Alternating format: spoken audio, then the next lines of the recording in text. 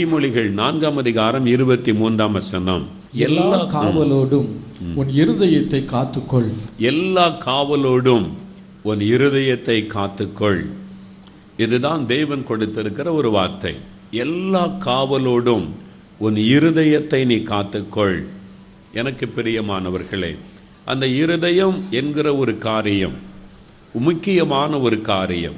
நம்முடைய வாழ்க்கையில், ஒவ்வொரு மனிதனுடைய வாழ்க்கையிலும் இருதயம் என்பது மிக முக்கியமான ஒரு காரியம். நம்முடைய இருதயத்தை குறித்து வேதத்தில் பல காரியம் சொல்லப்பட்டிருக்கிறது. எபேசியர் 3:17 வாசித்தால், ஆண்டவர் நம்முடைய இருதயத்திலே வாசம் பண்ணுகிறார் என்று வேதம் சொல்லுகிறார்.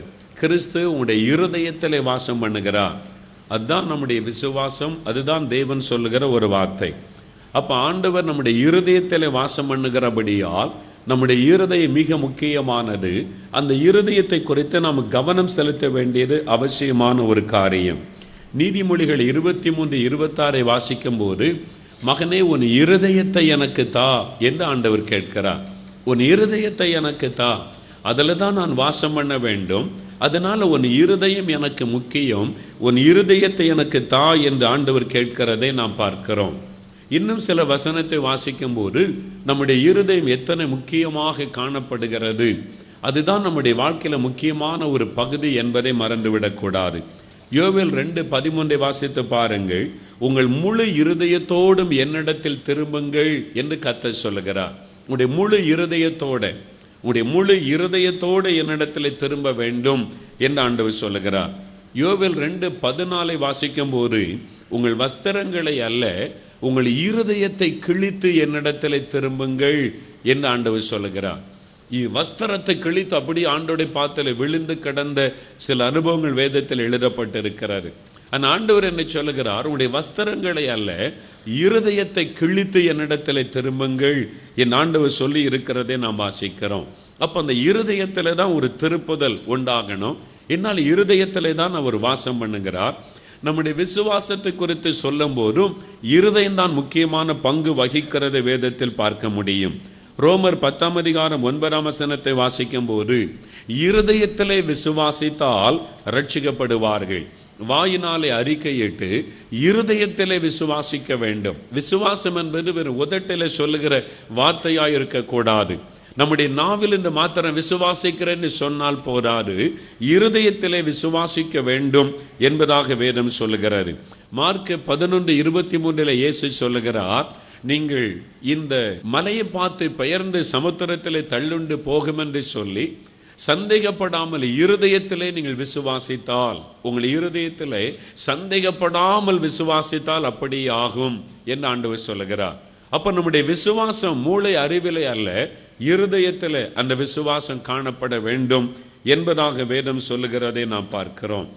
ஆகவே நம்முடைய ஜெபத்திற்கு பதில் வர வேண்டுமானாலும் ஆண்டவர் நம்முடைய இருதயத்தை தான் பார்க்கிறார். சங்கீதம் 66:18 வாசித்து பாருங்கள். என் இருதயத்தில் அக்கிரம சிந்தை கொண்டிருந்தேனையானால் ஆண்டவர் என் ஜெபத்திற்கு பதில் கொடார். என் இருதயத்தை ஆண்டவர் பார்த்து தான் பதில் தருகிறார். அந்த இருதயம் சரியில்லை, இருதயத்தில் அக்கிரம சிந்தை இருந்தால் என் ஜெபத்திற்கு ஆண்டவர் பதில் கொடுக்க மாட்டார் என்பதாக வேதம் சொல்லுகிறதை நாம் அங்கே வாசிக்கிறோம். இப்படி ஆண்டவர் எல்லா காரியத்துக்கும் நம்முடைய இருதயத்தையே நோக்கி பார்க்கிறதுனால சாத்தானும் நம்முடைய இருதயத்தை தான் குறி வைக்கிறான். நல்லா அறிந்து கொள்ளுங்கள், பிசாசு நம்முடைய இருதயத்தை தான் குறி வைக்கிறான். நம்முடைய இருதயத்தை அவன் பிடித்து கொள்ள விரும்புகிறான். நம்முடைய இருதயத்திலே அவன் கிரியை செய்கிறான் என்பதாக வேதம் தெளிவாக சொல்லுகிறது. அப்போஸ்தலர் 5:3 பாருங்கள். அனனியாவும் சப்பீராளும் ஆண்டவரை ஏற்றுக்கொண்டவங்க தான், விசுவாசத்துக்கு ஒப்பு கொடுத்தவங்க தான். ஆனால் பணத்தை பார்த்த உடனே அவனுடைய இருதயத்தில் ஒரு மாற்றம் வந்து விட்டார். அங்கே பேதுரு சொல்லுகிறார், சாத்தான் உங்களுடைய இருதயத்தை நிரப்பினது என்ன? சாத்தான் உங்களுடைய இருதயத்தை நிரப்பினது என்ன? ஆண்டவர் வாசம் பண்ணக்கூடிய அந்த இடத்தில், அந்த இருதயத்தில் நீங்கள் சாத்தானுக்கு இடம் கொடுத்து விட்டீர்களே. பண ஆசை என்கிற அந்த சாத்தானுக்கு இடம் கொடுத்து நீங்கள் ஆவியானவரிடத்தில் பொய் சொல்லும்படி சாத்தான் உங்களுடைய இருதயத்தை நிரப்பினது என்ன? அந்த இருதயத்தில் பிசாசு நுழைந்து விட்டான். அந்த இருதயத்தை பிசாசு அவன் நிரப்பிவிட்டான் என்பதாய் சொல்லுவதை பார்க்கிறோம். அப்போஸ்தலர் 8:21 பாருங்கள். சமாரியா பட்டணத்திலே அங்கே பேதுரு வருகிறார். பிலிப்பு மூலமாய் அற்புதம் நடைபெற்று அநேகர் இயேசுவை ஏற்றுக்கொள்கிறார்கள். இப்பொழுது பேதுரு அங்கே வருகிறார். அநேகர் மேல் அவர் ஜெபம் பண்ணி கை வைத்த போது அபிஷேகம் பெறுகிறார்கள். அதை மாயவித்தக்காரன் ஆகிய சீமோன் பார்க்கிறான். அவனும் விசுவாசத்திற்கு கீழ்ப்படிந்தான் என்று சொல்லப்படுகிறது. ஆனால் அதை பார்த்த உடனே அவனுக்கு ஆசை வருகிறது, நான் கை வச்சாலும் எல்லாரும் பரிசுத்தாவி பெற வேண்டும். பணத்தை கொண்டு வந்து கொடுத்து பேதுருவிடத்தில் அந்த வரம் தனக்கு வேண்டும் என்று கேட்கிறான். பேதுரு அவனை உற்று பார்க்கிறார். அவனுடைய இருதயம் எப்படி இருக்கிறது என்பதை அறிந்து கொள்ளுகிறார். அவர் என்ன சொல்லுகிறார்? உன்னுடைய இருதயம் தேவனுக்கு முன்பாக செம்மையாய் இராததினாலே இதிலே உனக்கு பங்கில்லை. உன்னுடைய இருதயம் தேவனுக்கு முன்பாக செம்மையாக இல்லை. அவன் விசுவாசித்தான், ஆண்டவரை நம்பினான், அவனும் ஞானஸ்தானம் பெற்றுக்கொண்டான். ஆனால் இருதயம் சரியில்லை. வெளி தோற்றத்திலே சில மாற்றங்கள் இருந்தது. அவனுடைய இருதயம் கர்த்தருக்கு முன்பாக செம்மையாய் காணப்படவில்லை என்பதை பேதுரு அறிந்து கொண்டான். எனக்கு அன்பானவர்களே, ஆகவேதான் நம்முடைய உதடுகளினாலே நாம் ஜெபிக்கலாம், உதடுகளினாலே தேவனை துதிக்கலாம், வெளியிலே நம்முடைய சரீரத்திலே கர்த்தருக்கு நன்றி சொல்லி கைகளை அசைத்து பாடி மகிழ்ச்சியாக இருப்பதை போல காண்பிக்கலாம். ஆனால் அந்த வெளி தோற்றத்தின் காரியம் அல்ல, அது இருதயத்தின் நிறைவில் இருந்து வர வேண்டும். அந்த இருதயம் சரியாயிருந்தால்தான் அந்த சந்தோஷம் மெய்யான சந்தோஷமாய் இருக்கும். அந்த இருதயம் நிரம்பி வழிந்து ஆண்டவருக்கு நன்றி சொல்லுவது, இருதயம் சுத்தமாக்கப்பட்ட நிலைமையில் தேவனோடு கூட பேசுவது, தேவனை நோக்கி ஜெபம் பண்ணுவது என்ற அந்த இருதயத்தை தான் தேவன் கவனமாய் பார்க்கிறார். ஆனால் உதடுகளினால் இருதயம் சரியில்லாமலேயே தேவனை நோக்கி ஜெபிக்கிறவர்கள், ஆண்டவரை புகழுகிறவர்கள், துதிக்கிறவர்கள் உண்டு. ஆனால் ஆண்டவரை சொல்லுகிறார், இந்த ஜனங்கள் தன்னுடைய உதடுகளினால் என்னை கனம் பண்ணுகிறார்கள், அவருடைய இருதயமோ என்னை விட்டு தூரமாயிருக்கிறது. பாருங்க, உதடு துதிக்கிறது, உதட்டில் ஆண்டவரை துதிக்கிறாங்க, ஆண்டவருக்கு நன்றி சொல்றாங்க, மகிழ்ச்சி அறுப்பதை போல அப்படியே ஆர்ப்பரிக்கிறாங்க. ஆனா இருதயம் தேவனை விட்டு தூரமாயிருக்கிறது என்பதாக ஆண்டவரே சொல்லி இருக்கிற வார்த்தையை வேதத்திலே நாம் பார்க்கிறோம். அப்படியானால் இந்த இருதயம் நம்முடைய வாழ்க்கையில மிக முக்கியமானது என்பதை நாம் மறந்துவிடக்கூடாது. யோவான் 13:2 வாசிக்கும் போது, யூதாசனுடைய இருதயத்தை சாத்தான் தூண்டினான், இயேசுவை காட்டி கொடுக்கும்படி அவனுடைய இருதயத்தை தூண்டினான் என்பதாக வேத வசனம் சொல்லுகிறது.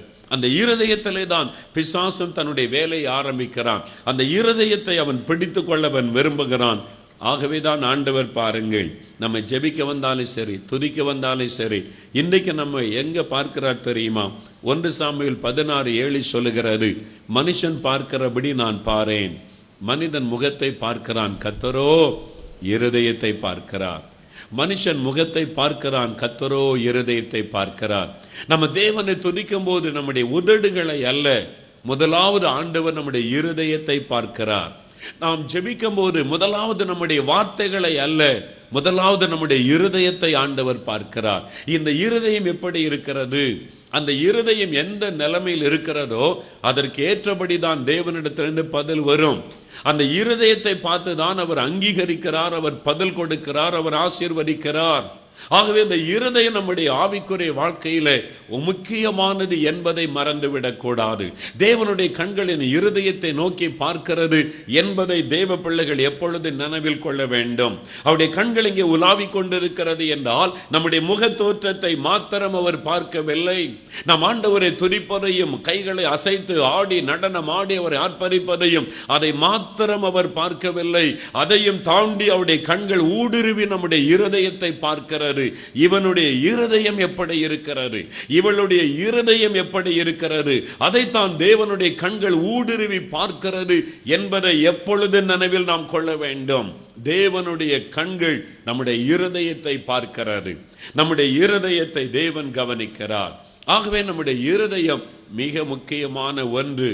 ஆகவே இந்த இருதயத்தின் காரியத்தை குறைத்துதான் உங்களுடைய இருதயத்தை காத்து கொள்ளுங்கள் என்பதாக தேவன் நமக்கு ஆலோசனை கொடுத்திருக்கிறார். உங்களுடைய இருதயம் ரொம்ப முக்கியமானது, அதனால உங்களுடைய இருதயத்தை காத்து கொள்ளுங்கள், எல்லா காவலோடும் உங்களுடைய இருதயத்தை காத்து கொள்ளுங்கள் என்பதாக ஆவியானவர் தெளிவாக நமக்கு ஒரு தலைப்பை கொடுத்திருக்கிறார்.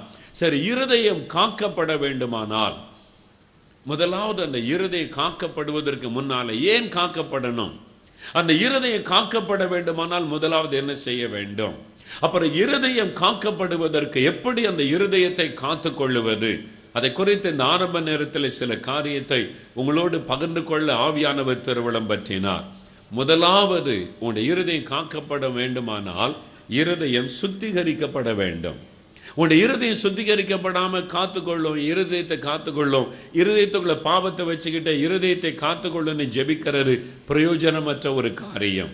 அதுக்குள்ள இருக்கிற பாவத்தை எப்படி காத்துக்கொள்ள முடியும்? அது அல்ல. முதலாவது இருதயம் சுத்திகரிக்கப்பட வேண்டும். முதலாவது இருதயம் கழுவப்பட வேண்டும். உங்களுடைய இருதயம் கழுவப்பட்டிருக்கிறதா என்பதை நீங்கள் சோதித்து பார்க்க வேண்டும்.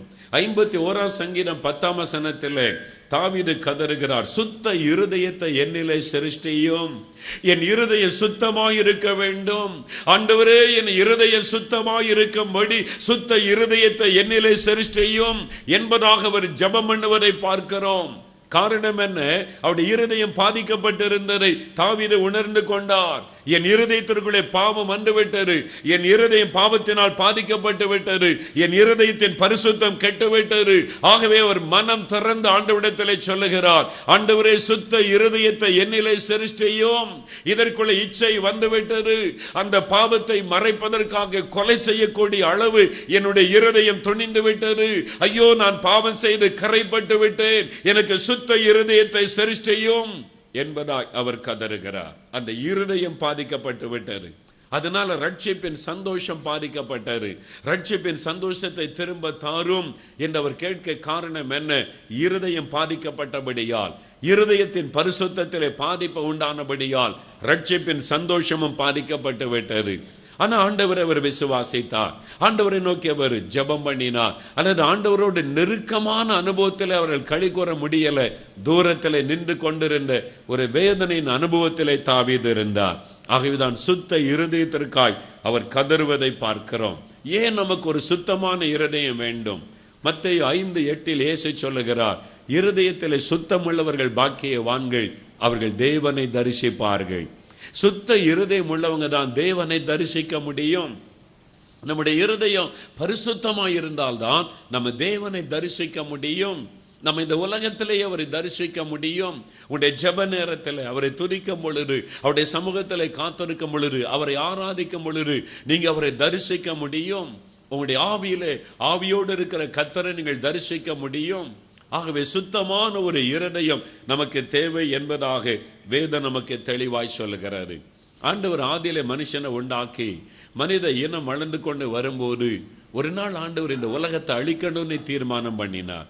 அப்பதான் நோவாவை கண்டுபிடித்தார். ஏன் ஆண்டவர் அழிக்கணும்னு தீர்மானம் பண்ணினார்? ஆதியாகமம் 6ஆம் அதிகாரம் 5ஆம் வசனத்தை பாருங்கள். மனுஷனுடைய அவனுடைய இருதயத்தின் நினைவுகள் நித்தமும் பொல்லாதவைகள் ஆகிவிட்டது. ஆண்டவர் இருதயத்தை தான் பார்த்தார். அவனுடைய இருதயம் எப்படி இருக்கு? மனுஷனுடைய இருதயம், அந்த இருதயத்தின் நினைவுகள் நித்தமும் பொல்லாதது. அதனால இந்த மனுக்குலத்தை அழித்து விட்டு இன்னொரு பரிசுத்த சந்ததியை உருவாக்கணும், ஒரு பரிசுத்த இருதயம் உள்ள இன்னொரு ஜெனரேஷனை உருவாக்க வேண்டும். அதற்குத்தான் ஆண்டவர் தீர்மானம் பண்ணினார் என்பதாய் நாம் பார்க்கிறோம். இந்த இருதயம் எப்படிப்பட்டது? மனுஷனுடைய இருதயத்தை ஆண்டவர் தான் சரியாய் அறிந்தவர். நம்முடைய இருதயம் நமக்கு கூட சில சமயம் சரியா தெரியாது. ஆனால் தேவன் நம்முடைய இருதயத்தை சரியாய் அறிந்திருக்கிறவர். இந்த இருதயம் எப்படிப்பட்டதான் இருக்கிறான்? எரேமியா 17ஆம் அதிகாரம் 9ஆம் வசனம் வாசித்து பாருங்க. வேத வசனம் அங்கே ஒரு காரியம் சொல்லுகிறது. மனுஷனுடைய இருதயம் திருக்குள்ளதும் மகா கேடுள்ளதுமாய் இருக்கிறது. இந்த மனுஷனுடைய இருதயம் இருக்கிறது, அது திருக்குள்ளது, மகா கேடுள்ளதாய் இருக்கிறது. மகா கேடு உள்ளது. அந்த இருதயம் எப்போ எப்படி மாறும்னு சொல்ல முடியாது. அது திருக்குள்ளது, அதான் மகா கேடு உள்ளது. மனுஷனுடைய இருதயம் அப்படிப்பட்டது என்பதாக வேதத்தில் எழுதப்பட்டிருக்கிறதை நாம் பார்க்கிறோம். சில சம்பவங்களை செய்தித்தாளில் பாருங்க, ஏன் இந்த மாதிரிலாம் நடக்கிறாங்க நமக்கு அதிர்ச்சியாக இருக்கும். பாருங்க, ஒரு ஏழை தாய், பிள்ளைகள் 4-5 பேர் இருந்தாங்க, ஒருத்தரும் கவனிக்கலை, அவங்கவுங்க காரியத்தை பார்த்துட்டு போயிட்டாங்க. அந்த ஏழை விதவை, வயசானவங்க, அவங்களே வேலை செய்து அவங்களே சமைச்சு சாப்பிட்டுக்கிட்டு சரி நம்ம பிள்ளைகள் கவனிக்கலைன்னு வேதனையோடு வாழ்ந்து கொண்டிருந்தாங்க. அரசாங்கம் அவங்களுக்கு உரை கொடுத்தது. 2000மோ 3000மோன்னு நினைக்கிறேன், அவ்வளோதான். ஒரு சில ஆயிரங்கள், 2000மோ 3000மோ ஒரு கவர்மெண்ட் உதவித்தொகை அந்த ஏழை விதவைக்கு வந்து சேர்ந்தது. இதை தெரிஞ்சிட்டு பிள்ளைகள் வந்துட்டாங்க, அந்த பணத்தை கொடு என்னவாங்க. இவங்களும் உதவி செய்கிறதில்லை, அந்த தாய்க்கு அந்த உதவியும் பறித்து கொள்ளும்படி வந்துட்டாங்க. இது முடியாது, என்ன தான் நீங்கள் கவனிக்கலை, உங்கள் காரியத்தை பாருங்கள், என் வாழ்க்கையை நான் பார்க்குறேன், இதை வச்சு தான் நான் வாழணும்னு சொன்னால் முடியாது அப்படின்னு சொல்லி 2 பிள்ளைகள் சேர்ந்து அந்த தாயிடம் இந்த பணத்தை பறிப்பதற்கு கொலை செய்துட்டாங்க. என்னால் வெகு நேரம் கிரகிக்கவே முடியல, எப்படி அப்படின்னு யோசித்து பார்த்தா மனுஷனுடைய இருதயம் அது திருக்குள்ளது, கேடுள்ளது. பணத்துக்காக சொந்த தாயை கொல்லக்கூடிய அளவிற்கு அந்த இருதயத்தில் ஒரு கேடு நிறைந்த ஒரு இருதயம். அதனால்தான் வேதம் சொல்லுகிறது, மனுஷனுடைய இருதயம் பொல்லாதது, அந்த இருதயம் திருக்குள்ளது கேடுள்ளதுமாயிருக்கிறது.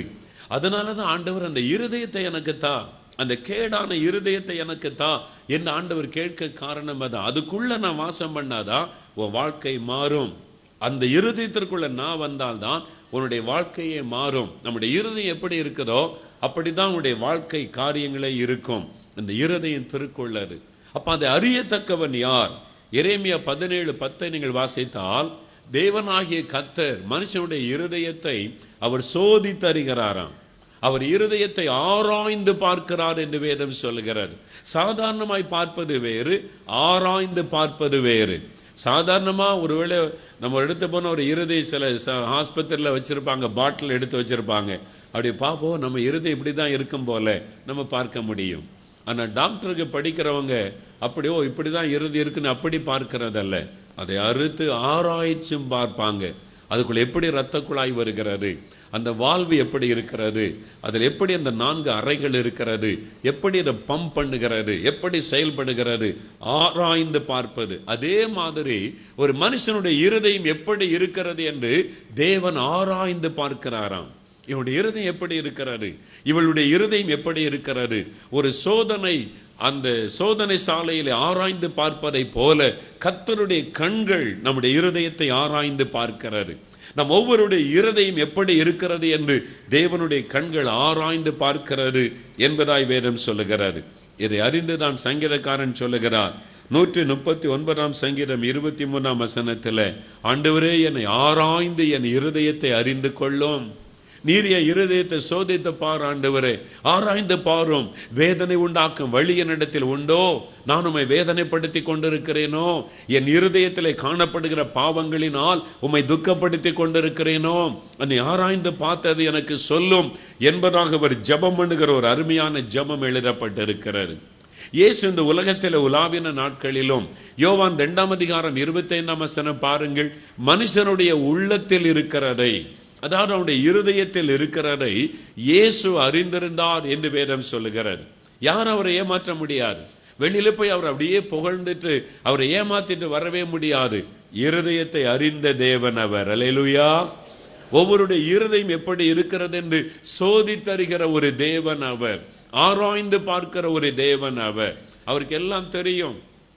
சில சமயம் நான் பார்த்தே இருக்க மாட்டேன், சிலர் வருவாங்க, வந்து ஊழியக்காரங்க அல்லது அது மாதிரி உங்களை பார்த்துட்டு போனேன்னு வந்தேன் பிரதர் அப்படின்னு சொல்லி வருவாங்க. உட்கார வச்சு பேசுனா ரொம்ப புகழ்ச்சியாக பேசுவாங்க. இந்த மாதிரி ஊழியம் பார்த்ததில்லை, கர்த்தர் அப்படி சொன்னார் இப்படி சொன்னார்னு புகழ்ந்து பேசுவாங்க. நம்ம இதே கேட்க உள்ளுக்குள்ளே ஆண்டவர் பேசுவார், மகனே ஒன்றும் பேசாத, அவன் உதட்டில் உன்னை புகழுகிறான், அவனுடைய இருதயமோ வேறுபட்டு இருக்கிறாரு, அவனுடைய இருதயம் இந்த நிலைமையில் இருக்கிறது, ஜாக்கிரதையாயிரு. அப்போ நம்ம வெளி தோற்றத்தை பார்க்குறோம், நம்ம அவங்க புகழ்றது, அவங்களுடைய ஆவிக்குரிய அனுபவத்தை சொல்கிறத. ஆனால் ஆவியானவர் சொல்கிறார், அவனுடைய இருதயம் சரியில்லை, நீ வாய் கொடுத்துறாத, ஜாக்கிரதையாரு, இந்த நோக்கத்தோடு அவன் வந்திருக்கிறான் என்று ஆவியானவர் வெளிப்படுத்தும் போது அவனுடைய இருதயத்தை அறிந்து கொள்ள முடிகிறது. அப்போ ஜாக்கிரதை ஆயிடுறோம். அப்போ இந்த மாதிரி கர்த்தரே ஒரு மனுஷனுக்கு இப்படி வெளிப்படுத்தும் போது அவருடைய பார்வையில் யாருடைய இருதயம் மறைவாக இருக்கும்? யாருடைய இருதயம் மறைக்க முடியாது, ஒரு நினைவு கூட மறைக்க முடியாது. எல்லாம் அவருக்கு வெளியரங்கமாக இருக்கிறது. நம்முடைய இருதயத்தில் என்ன இருக்கிறது என்பது எல்லாம் ஆண்டவர் அறிந்திருக்கிறார் என்பதாக நாம் வேதத்திலே தெளிவாக நாம் பார்க்கிறோம். எனக்கு அன்பானவர்களே, அதனால தான் முதலாவது நம்முடைய இருதயத்தை ஆண்டவருக்கு கொடுக்கணும். அவர் நம்முடைய இருதயத்தை சுத்தம் பண்ணி இருதயத்தில் வந்து வாசம் பண்ணணும். அதன் பிறகு நம்முடைய இருதயத்தை நம்ம காத்து கொள்ளணும். ஏன் ஆண்டவர் இன்றைக்கு இந்த காரியத்தை பேசுகிறார்? இங்க இருக்கிற சிலருடைய உள்ளத்தில் இயேசு இல்லை, இங்க இருக்கிற சிலருடைய இருதயத்தில் இயேசு இல்லை. ஆனால் நீங்கள் கர்த்தருடைய பிள்ளைகள் மாதிரி நீங்கள் நடக்கிறீங்க, பேசுகிறீங்க, துதிக்கிறீங்க, உங்களுடைய உதடுகள் துதிக்கிறது, உங்களுடைய இருதயம் தேவனை விட்டு விலகி இருக்கிறது. உங்களுடைய சரீரம் தேவ சமூகத்தில் ஆண்டு அசைகிறது, மகிழ்கிறதாக காண்பிக்கிறீர்கள். உங்களுடைய இருதயம் தேவனை விட்டு விலகி இருக்கிறது. ரட்சிக்கப்பட்ட அந்த அனுபவமே இல்லாம, இயேசுவை ஏற்றுக்கொண்ட அனுபவமே இல்லாம வெறும் பக்தி உள்ளவர்களாய் காணப்படுகிற பலர் இந்த இடத்துல இருக்கிறீங்க. நீங்கள் பக்தி உள்ளவங்க தான், இயேசுவை நேசிக்கிறவங்க தான், இயேசுவை விசுவாசிக்கிறவங்க தான், தினம் வேதம் வாசிக்கிறவங்க தான், ஜெபிக்கிறவங்க தான். ஆனால் உங்களுடைய இருதயத்தை சோதித்து பாருங்கள், அங்கே இயேசு இல்லை. அப்படிப்பட்ட சிலர் இந்த கூட்டத்துக்குள் வந்திருக்கிறீர்கள். உங்களுக்காக ஆண்டவர் இந்த நாளில் முதலாவது பேச விரும்புகிறார். உங்களுடைய இருதயத்தை இன்றைக்கு முதலாவது அவருக்கு ஒப்பு கொடுக்க வேண்டும் என்று ஆண்டவர் விரும்புகிறார். உங்களுடைய இருதயத்திற்குள் அவர் வந்து வாசம் பண்ண வேண்டும் என்று விரும்புகிறார். உங்களுடைய இருதயத்தை நீங்கள் தேவனுக்கு இன்றைக்கு கொடுத்து ஆக வேண்டும். நீங்கள் வெளியில பக்தி உள்ளவங்க தான், சந்தேகமே இல்லை. ஒரு ஆலயத்தில் ஒரு பிரசங்கம் பண்ணும்போது மிஷனரியாக போக ஆட்கள் வேண்டும், இயேசுவை பற்றி அறிவிக்க ஆட்கள் வேண்டும், இந்த நாட்டுக்கு புறப்பட்டு போகணும், அதுக்கு ஆட்கள் தேவை என்று சொன்ன உடனே ஒரு வாலிபன், ரொம்ப பக்தி உள்ள ஒரு வாலிபன், அவன் எழுந்தான், நான் வர்றேன் இயேசுவுக்காக, நான் ஒரு மிஷனரியா போகிறேன்னு ஒப்பு கொடுத்தான். அவனை செலக்ட் பண்ணாங்க, அவனை கப்பலில் அனுப்பினார்கள். கப்பலிலே பிரயாணப்பட்டு அந்த குறிப்பிட்ட நாட்டுக்கு போகிற வழியிலே பெரும் காற்று வீச ஆரம்பித்தது. கப்பல் இனி போக முடியாத சூழ்நிலை, அமிழ்ந்து விடுகிற சூழ்நிலை. இந்த வாலிப அங்கங்க ஓடினான். மாலுமே கேட்டான், என்ன இது போய் சேருமான்றது சந்தேகம். பயங்கரமான புயல் காற்று, ஒருவேளை கப்பல் அமிழ்ந்தாலும் அமிழ்ந்து விடும், அந்த மாதிரி அலைகள் கொந்தளிக்கிறது. ஒரு மரண பயம் அவனுக்குள்ளே வந்து விட்டது. மரண பயத்தோடு, ஐயோ நம்ம மிஷனரியா ஊழியம் செய்ய வந்தோம், இந்த மாதிரி கடல்ல அமிழ்ந்து சாகணுமான்னு நினைக்கும் போது பார்த்தா அந்த கப்பல்ல ஒரு மூலையில ஒரு சிறு கூட்ட மக்கள் அப்படியே பாட்டு பாடி தேவனை துதித்து மகிழ்ச்சியோடு காணப்பட்டார்கள். இவன் பார்க்குறான், கப்பல் இப்படி ஆடுது, அலைகள் கொந்தளித்து தண்ணி உள்ள வருது, கப்பல் அமிழ்ந்து விடுகிற சூழ்நிலையில் இவங்களால எப்படி பாட முடியுது, இவங்களால எப்படி சந்தோஷமா இருக்க முடியுது, சந்தோஷமா ஆண்டவரை துதிச்சு பாடுறாங்க, மகிழ்ச்சியா இருக்காங்களே எப்படி? எனக்கு அந்த சந்தோஷம் இல்லை. இவனுக்குள்ள மரண பயம் இருக்கிறது. மிஷனரியாய் புறப்பட்டு போன ஒரு வாலிபன். அப்பொழுது அவன் பார்க்கிறான், அப்பதான் அவனுக்கு தெரிந்து கொண்டது, தனக்குள் இயேசு இல்லை. இயேசு இல்லாமலேயே மிஷனரியாய் புறப்பட்டு வந்திருக்கிறான். அவனுக்குள்ள இருந்த மாம்ச உற்சாகத்தில், அன்பினால, ஆண்டவர் மேல உள்ள அன்பினால வந்தானே தவிர அவனுக்குள்ள இந்த அனுபவம் இல்லை. மரண பயம் அவனுக்குள் இருந்தது. அப்பதான் அறிந்து கொண்டான், அவர்களுக்குள் இயேசு இருக்கிறார், எனக்குள் இயேசு இல்லை.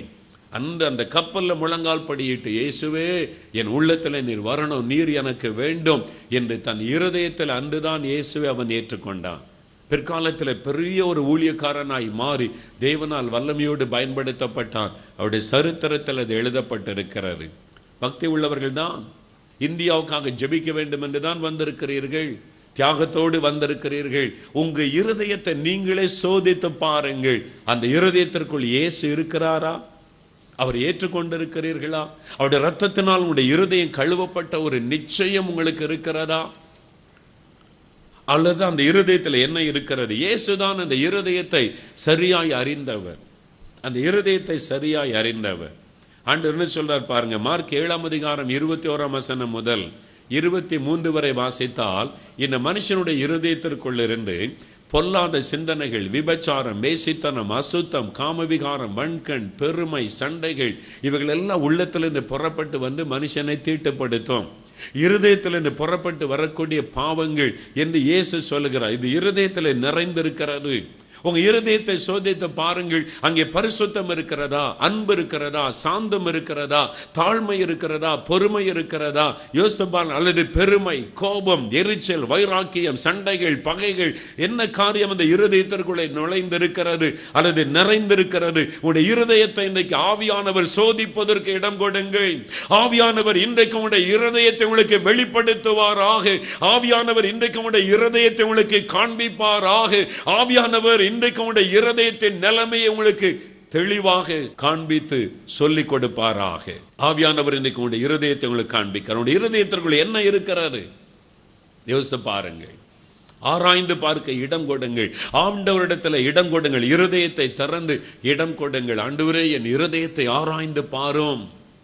அதுக்குள்ள அன்பு இருக்குதா, தாழ்மை இருக்குதா, சாந்த குணம் இருக்குதா, மன்னிக்கிற சுபாவம் இருக்குதா, அல்லது பெருமை, கோபம், எரிச்சல், இச்சைகள், வைராக்கியம், அவைகள் இருதயத்தை நிறைத்திருக்கிறதா?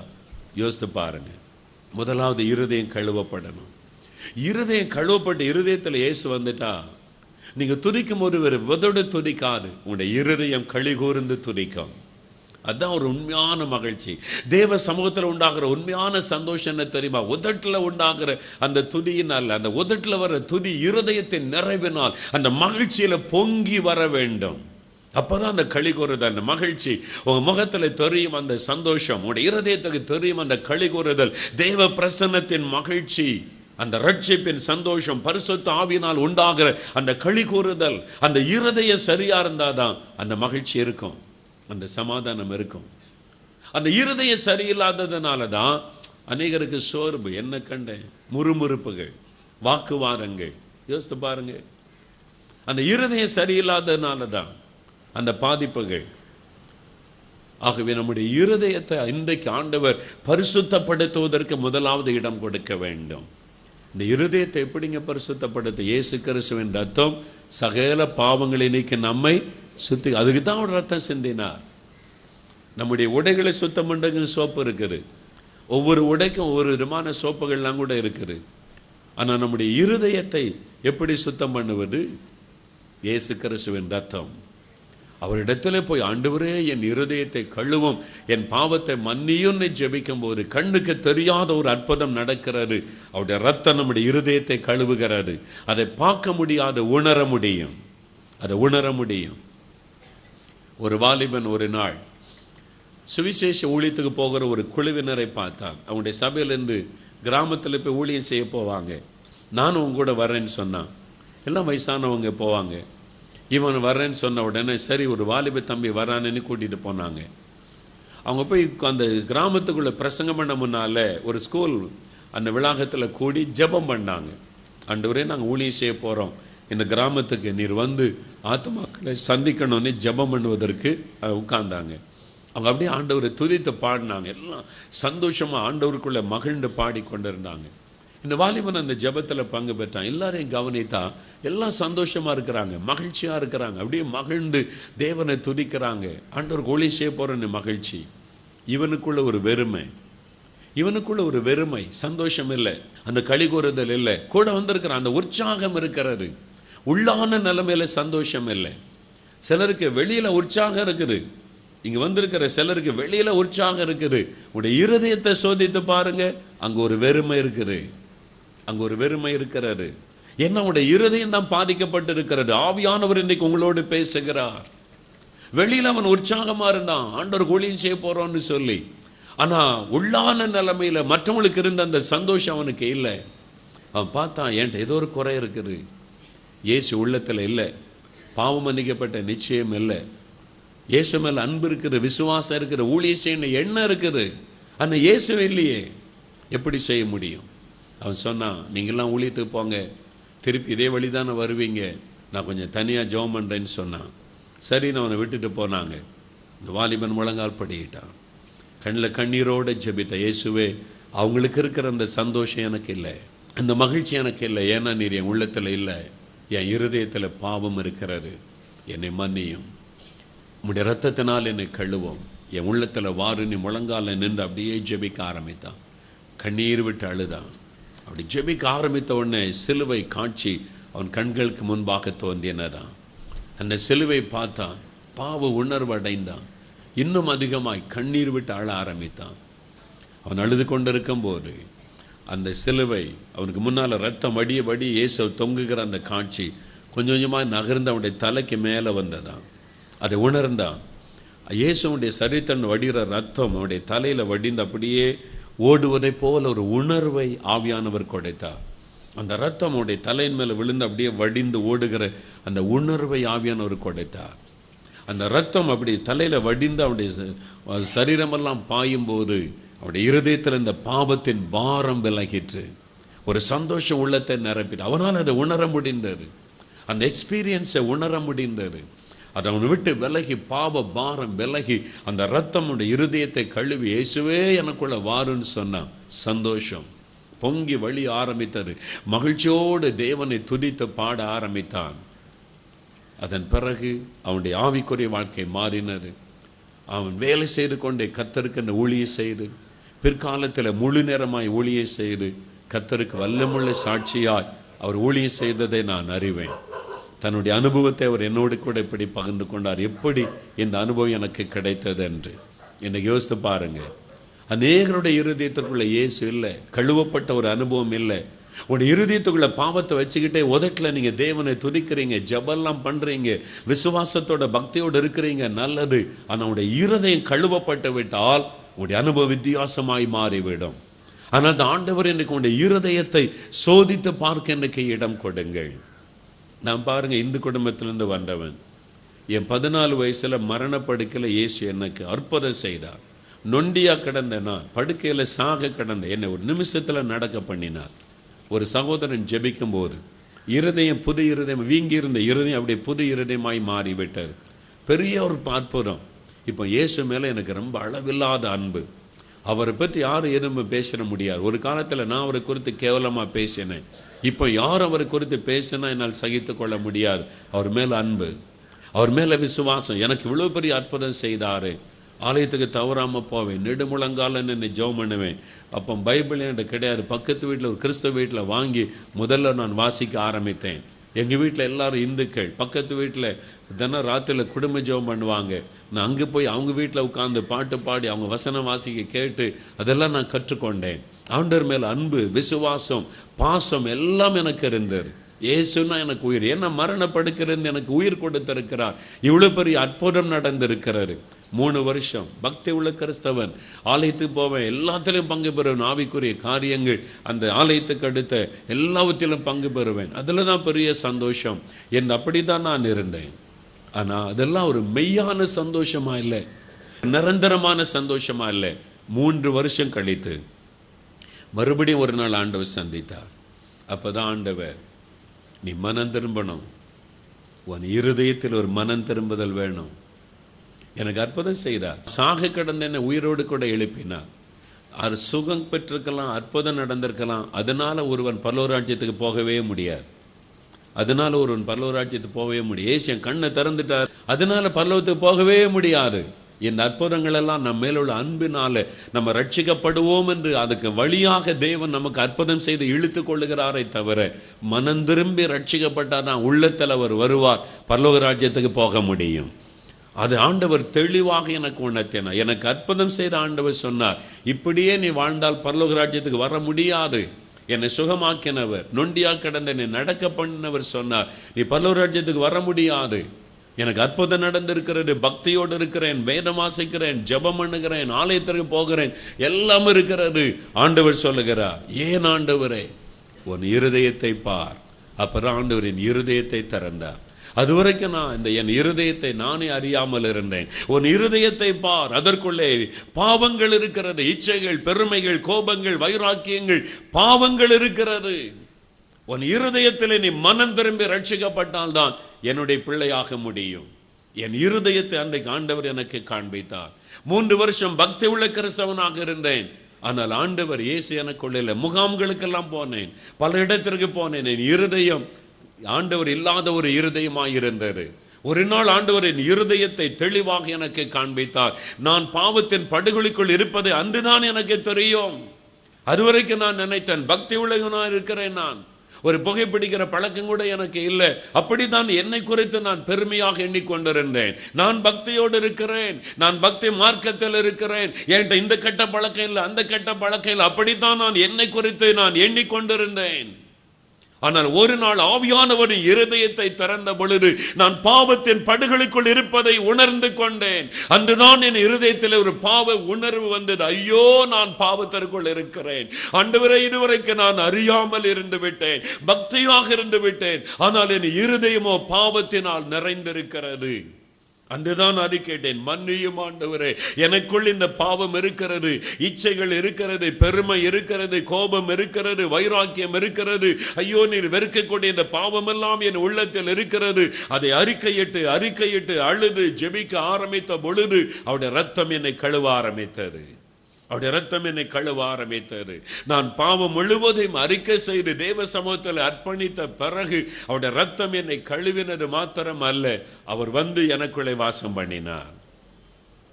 72ஆம் வருஷம் மார்ச் மாதம் 18ஆம் தேதி அதிகாலை இரவு நான் ஜெபிக்க ஆரம்பித்தேன். அதிகாலை 4 மணி அளவில் அவர் எனக்கு அந்த ரட்சிப்பின் சந்தோஷத்தை, இயேசு எனக்குள் வந்த அந்த நிச்சயத்தை கொடுத்தார். அந்த நாள்லேருந்து இதுவரைக்கும் அவர் என்னோடு கூட எனக்குள் இருக்கிறதை நான் உணர்கிறேன். எனக்கு அன்பான அனுபவம், உங்களுக்கு அந்த அனுபவம் இருக்க வேண்டும்.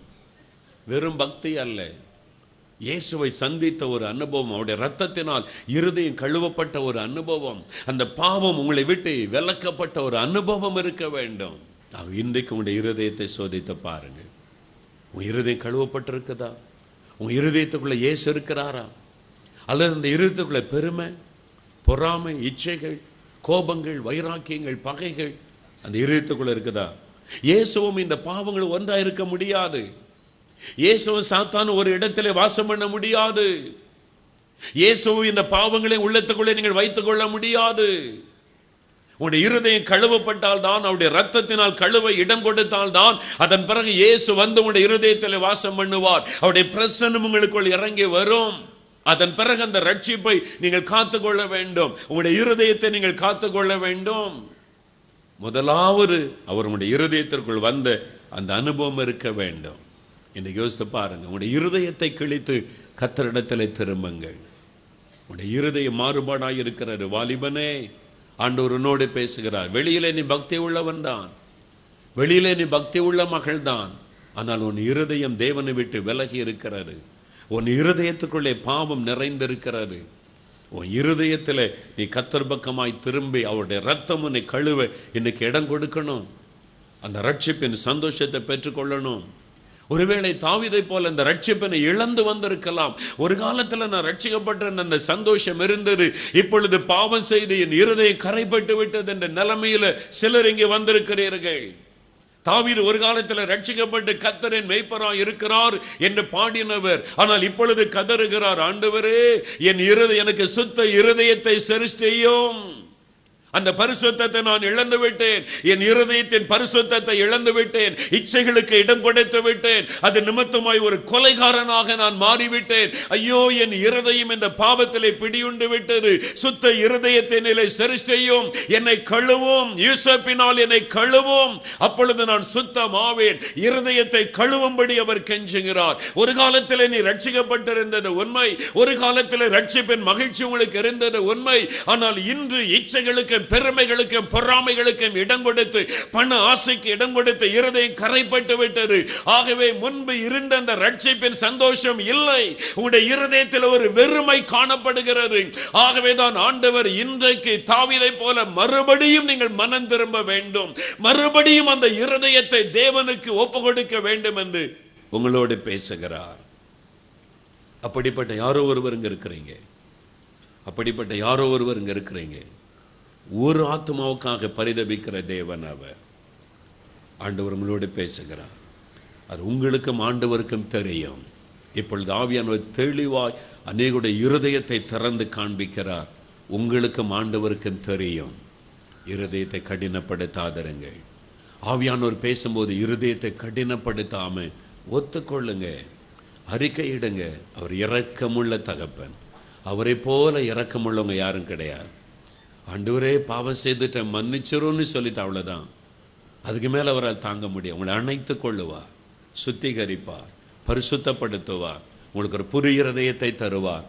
இழந்து போன ரட்சிப்பின் சந்தோஷத்தை தருவார். அந்த இருதயத்தில் மகிழ்ச்சி, அந்த களி கூறுதல் ஆண்டவர் தருவார். இருதயத்தை முதல்ல நீங்கள் ஒப்பு கொடுக்கணும். இன்றைக்கு அந்த இருதயத்தில் ஆண்டவருக்கு இடம் கொடுக்காத சிலரோடு ஆவியானவர் பேசி கொண்டிருக்கிறார். நீங்கள் ஒப்பு கொடுக்கும்போது உங்களுக்குள்ள ஒரு மாற்றம் வரும். அவரை ஏற்றுக்கொள்ளணும்.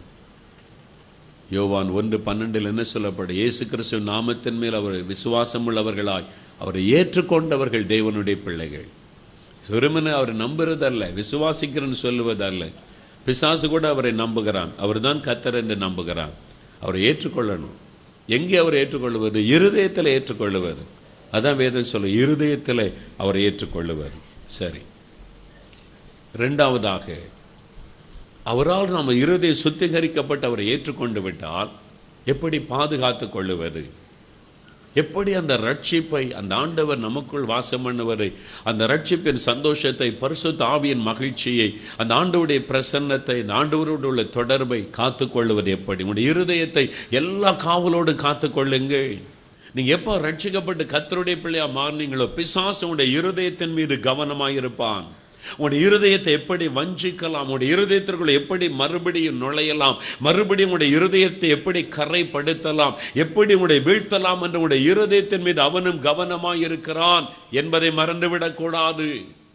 ஒரு பக்கம் ஆண்டவர் வந்து நம்முடைய இருதயத்தில் வாசம் பண்ணுகிறார். சாத்தானால் அதை தாங்கிக் கொள்ள முடியவில்லை. உங்களுடைய இருதயத்தை கரைப்படுத்தி மறுபடியும் உங்களுடைய வாழ்க்கைகளை பிரவேசிக்க அவன் போராடுகிறான். ஆகவே உங்களுடைய இருதயத்தை காத்துக் கொள்ளுங்கள். எல்லா காவலோடும் உங்களுடைய இருதயத்தை காத்துக்கொள்ளுங்கள். உங்களுடைய இருதயத்தை காத்துக்கொள்வதிலே ஜாக்கிரதையாக இருக்க வேண்டும். அது அவசியம். உங்களுடைய இருதயத்தை காத்துக்கொள்வதில் ஜாக்கிரதை அவசியம். எல்லா காவலோடும் இருதயத்தை காத்துக்கொள்ளணும். அதுதானுங்க முடியல. எங்கே பார்த்தாலும் பாவ சோதனைகள், பிரச்சனைகள். என்னை பரிசுத்தமாக காத்துக்கொள்ளையே முடியலையே. இச்சை வந்துடுது, கோபம் வந்துடுது, எரிச்சல் வந்துடுது. திருப்பத்தூருக்கு என் தேசத்துக்காக தான் ஜெபிக்க வந்திருக்கிறேன். பக்கத்தில் ஒருத்தர் நெருக்கி உட்கார்ந்த கோபத்தில் இடித்து தள்ளிட்டு பாட்டு பாடிக்கிட்டே இருக்கிறேன். இருதயத்தில் சந்தோஷம் இல்லை. அப்படிப்பட்ட சிலர் இங்கே உட்கார்ந்துருக்குறீங்க. இடிச்சிட்டு அவங்கள திட்டிட்டு நீங்கள் பாட்டும் பாடுறீங்க, துதியும் பண்ணுறீங்க. இருதயத்தில் சந்தோஷம் இருக்கா? சின்ன காரியம் யோசித்து பாருங்கள். ஒரு சின்ன காரியம் உங்களுடைய சமாதானத்தை கெடுத்துட்டு, ஒரு சின்ன விட்டு கொடுத்தல் இல்லாதனால உங்களுடைய சமாதானம் பாதிக்கப்பட்ட இருதயத்தில். இப்போ இந்த இடத்துக்குள்ள நீங்கள் சிந்திச்சு பாருங்க. நம்முடைய இருதயத்தில் பிசாசு கவனம் வைக்கிறான். யார் மீதாவது ஒரு கசப்பை உண்டாக்கிறணும், யார் மீதாவது ஒரு வெறுப்பை உண்டாக்கிறணும், எப்போ ஒரு இச்சையை உள்ள கொண்டு வந்துடணும், ஒரு கோபத்தை கொண்டு வந்துடணும், அவனுடைய இருதயத்திற்குள்ள நுழைஞ்சிடணும், பாவ கரையை உண்டாக்கிறணும். அவன் ரொம்ப கவனமாக இருக்கிறான். பாவம் எங்கோ தூரமாக இருக்குன்னு நினைக்காதங்க. நம்ம ரட்சிக்கப்பட்டுட்டா பாவம் நம்ம விட்டு 1 கிலோமீட்டர் தள்ளி போயிடும் அப்படின்னு நினைக்காதங்க. வேதம் என்ன சொல்லுகிறாரு?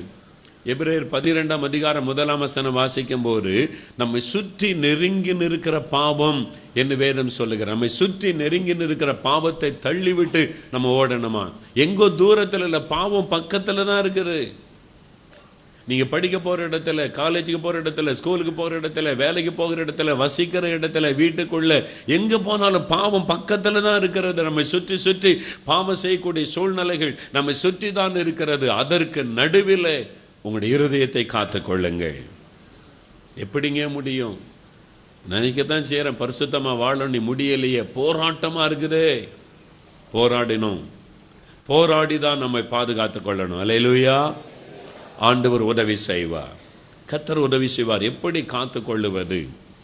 நிறைய பேருக்கு பிரச்சனை தான். எப்படிங்க பரிசுத்தத்தை காத்துக்கொள்வது? எப்படி என் இருதயத்தை நான் காத்துக்கொள்ளுவது? ஒரு 3 காரியத்தை வேகமாக சொல்லி முடிக்கிறேன், அனுதின வாழ்க்கைக்கு பிரயோஜனம் உண்டாகும்படி. முதலாவது பாருங்கள், 1 யோவான் 1ஆம் அதிகாரம் 7ஆம் வசனம் வாசிங்க. அவர் ஒளியில் இருக்கிறது போல நாமும் ஒளியிலே நடந்தால் ஒருவரோடொருவர் ஐக்கியப்பட்டிருப்போம். அவருடைய குமாரனாகிய இயேசு கிறிஸ்துவின் ரத்தம் சகல பாவங்களை நீக்கி நம்மை சுத்திகரிக்கும். இயேசு கிறிஸ்துவின் ரத்தம் சகல பாவங்களை நீக்க நம்மை சுத்திகரிக்கும். இருதயத்தை சுத்திகரிக்கிறது இயேசு கிறிஸ்துவின் ரத்தம். விசுவாசிகளுக்கு அந்த நிருபத்தை யோவான் எழுதுகிறார். நமக்கு பாவம் இல்லை என்போமானால் நம்மை நாமே வஞ்சிக்கிறவர்களாக இருப்போம். நம்முடைய பாவத்தை நாம் அறிக்கை செய்தால் நம்முடைய பாவத்தை நமக்கு மன்னித்து எல்லா அநியாயத்தை நீக்க நம்மை சுத்திகரிக்க ஒரு உண்மையும் நீதியும் உள்ளவராக இருக்கிறார் என்று நிருபத்தில் எழுதப்பட்டிருக்கிறது. அது விசுவாசிகளுக்கு எழுதப்பட்டது. நம்மை பார்த்து ஆண்டவர் சொல்லுகிறார், பாவம் எனக்கு இல்லை, நான் முழு பரிசுத்தம் ஆயிட்டேன்னு சொல்லாதங்க. நம்ம குறைவுள்ளவர்கள், பாவம் நிறைந்த உலகத்தில் வாழ்கிறோம். ஆனால் தினமும் அவருடைய ரத்தத்துக்குள்ளே அவங்களை ஒப்பு கொடுக்கணும். அவருடைய ரத்தத்துக்குள்ளே ஒப்பு கொடுக்கணும். ரட்சிக்கப்பட்ட ஆரம்பத்தில் ரட்சிப்பின் சந்தோஷம் வந்துட்டு இயேசு உள்ளத்தில் வந்துட்டான்னு பெரிய மகிழ்ச்சி. யாரை பார்த்தாலும் இயேசு பற்றி சொல்லணும்னு ஆசை. அப்படியே ஒரு 5-6 மாதம் கழிந்தார். பாவ போராட்டம் வந்து விட்டார், வீழ்ச்சி வந்து விட்டார். எந்த பாவத்தை பாவம்னு தெரியுது, அந்த பாவத்தில் செய்யாமல் இருக்க முடியல, அந்த பாவ வீழ்ச்சி. இப்போ பரிசுத்தமாக வாழ ஒரு பெரிய போராட்டம். அந்த நாட்கள் இந்த நாட்களில் இருக்கிற அளவு 72வது வருஷம்லாம் இந்த அளவுக்கு ஆவிக்குரிய வெளிச்சமும் கிடையாது, இந்த அளவுக்கு ஆவிக்குரிய கூட்டங்கள், இந்த அளவுக்கு ஊழியங்களும் கிடையாது. அந்த நாட்கள் இருந்தவங்களை கேட்டு பாருங்க, எவ்வளோ பெரிய போராட்டத்தில் கடந்து வந்தார். இந்த மாதிரி ஜபங்கள், இந்த மாதிரி வசனங்கள், இந்த மாதிரி ஆவிக்குரிய காரியங்கள் எல்லாம் அப்போ கிடையாது. எனக்குள்ள பெரிய போராட்டம், நம்ம ரட்சிக்கப்பட்டோன்னு சொல்கிறோம், ஆனால் இந்த பாவ போராட்டம் இருக்குதே என்று சொல்லி பரிசுத்தமாக வாழ்வதற்கு இவ்வளோ பெரிய தடுமாற்றம் இருக்கிறதே, பெரிய ஒரு கஷ்டம். அந்த நேரத்தில் தான் ஒரு முகாமுக்கு போயிருந்தேன். அந்த கேம்பில் அந்த ஊழியக்காரர் நல்ல ஒரு தெய்வ மனிதர் பிரசங்கம் பண்ணும்போது சொன்னார், இயேசுடைய ரத்தத்துக்குள்ளே உங்களை அர்ப்பணித்து கொள்ளுங்க, தினமும் அவருடைய ரத்தத்துக்குள்ளே நீங்கள் நின்று கொள்ளுங்க. ஆண்டவர் அவருடைய ரத்தத்தினால் உங்களை மூடி பாதுகாப்பார். நமக்காக அவர் ரத்தம் சிந்தி இருக்கிறார். அந்த ஆண்டவர், நம்மை மீட்டு கொண்ட ஆண்டவர், பிசாசனுடைய தந்திரங்களுக்கும் இந்த உலகத்தின் மாயைகளுக்கும் இந்த சிற்றின்பங்களுக்கும் இந்த பிசாசு கொண்டு வருகிற பாவ காரியங்களுக்கும் விலைக்கு பாதுகாக்க அவருடைய ரத்தத்துக்குள்ளே நம்மை மூடி பாதுகாத்து கொள்ளுவார். அல்லேலூயா. அதிலிருந்து தனான ஜப நேரத்திலெல்லாம் சிலுவைக்கு முன்னாலே போய் நிற்பேன். தினமும் கர்த்தருடைய சிலுவைக்கு முன்னால் போங்க, இயேசுவின் சிலுவைக்கு முன்பால் போங்க. அங்கே தான் உங்களுக்கு ரட்சிப்பு கிடைத்தது. அந்த ரத்தம் தான் உங்களை கழுவினது. அந்த ரத்தம் உங்களை பாதுகாக்கும். இயேசுவின் ரத்தத்துக்குள்ளே உங்களை தினமும் அர்ப்பணித்து கொள்ளுங்க.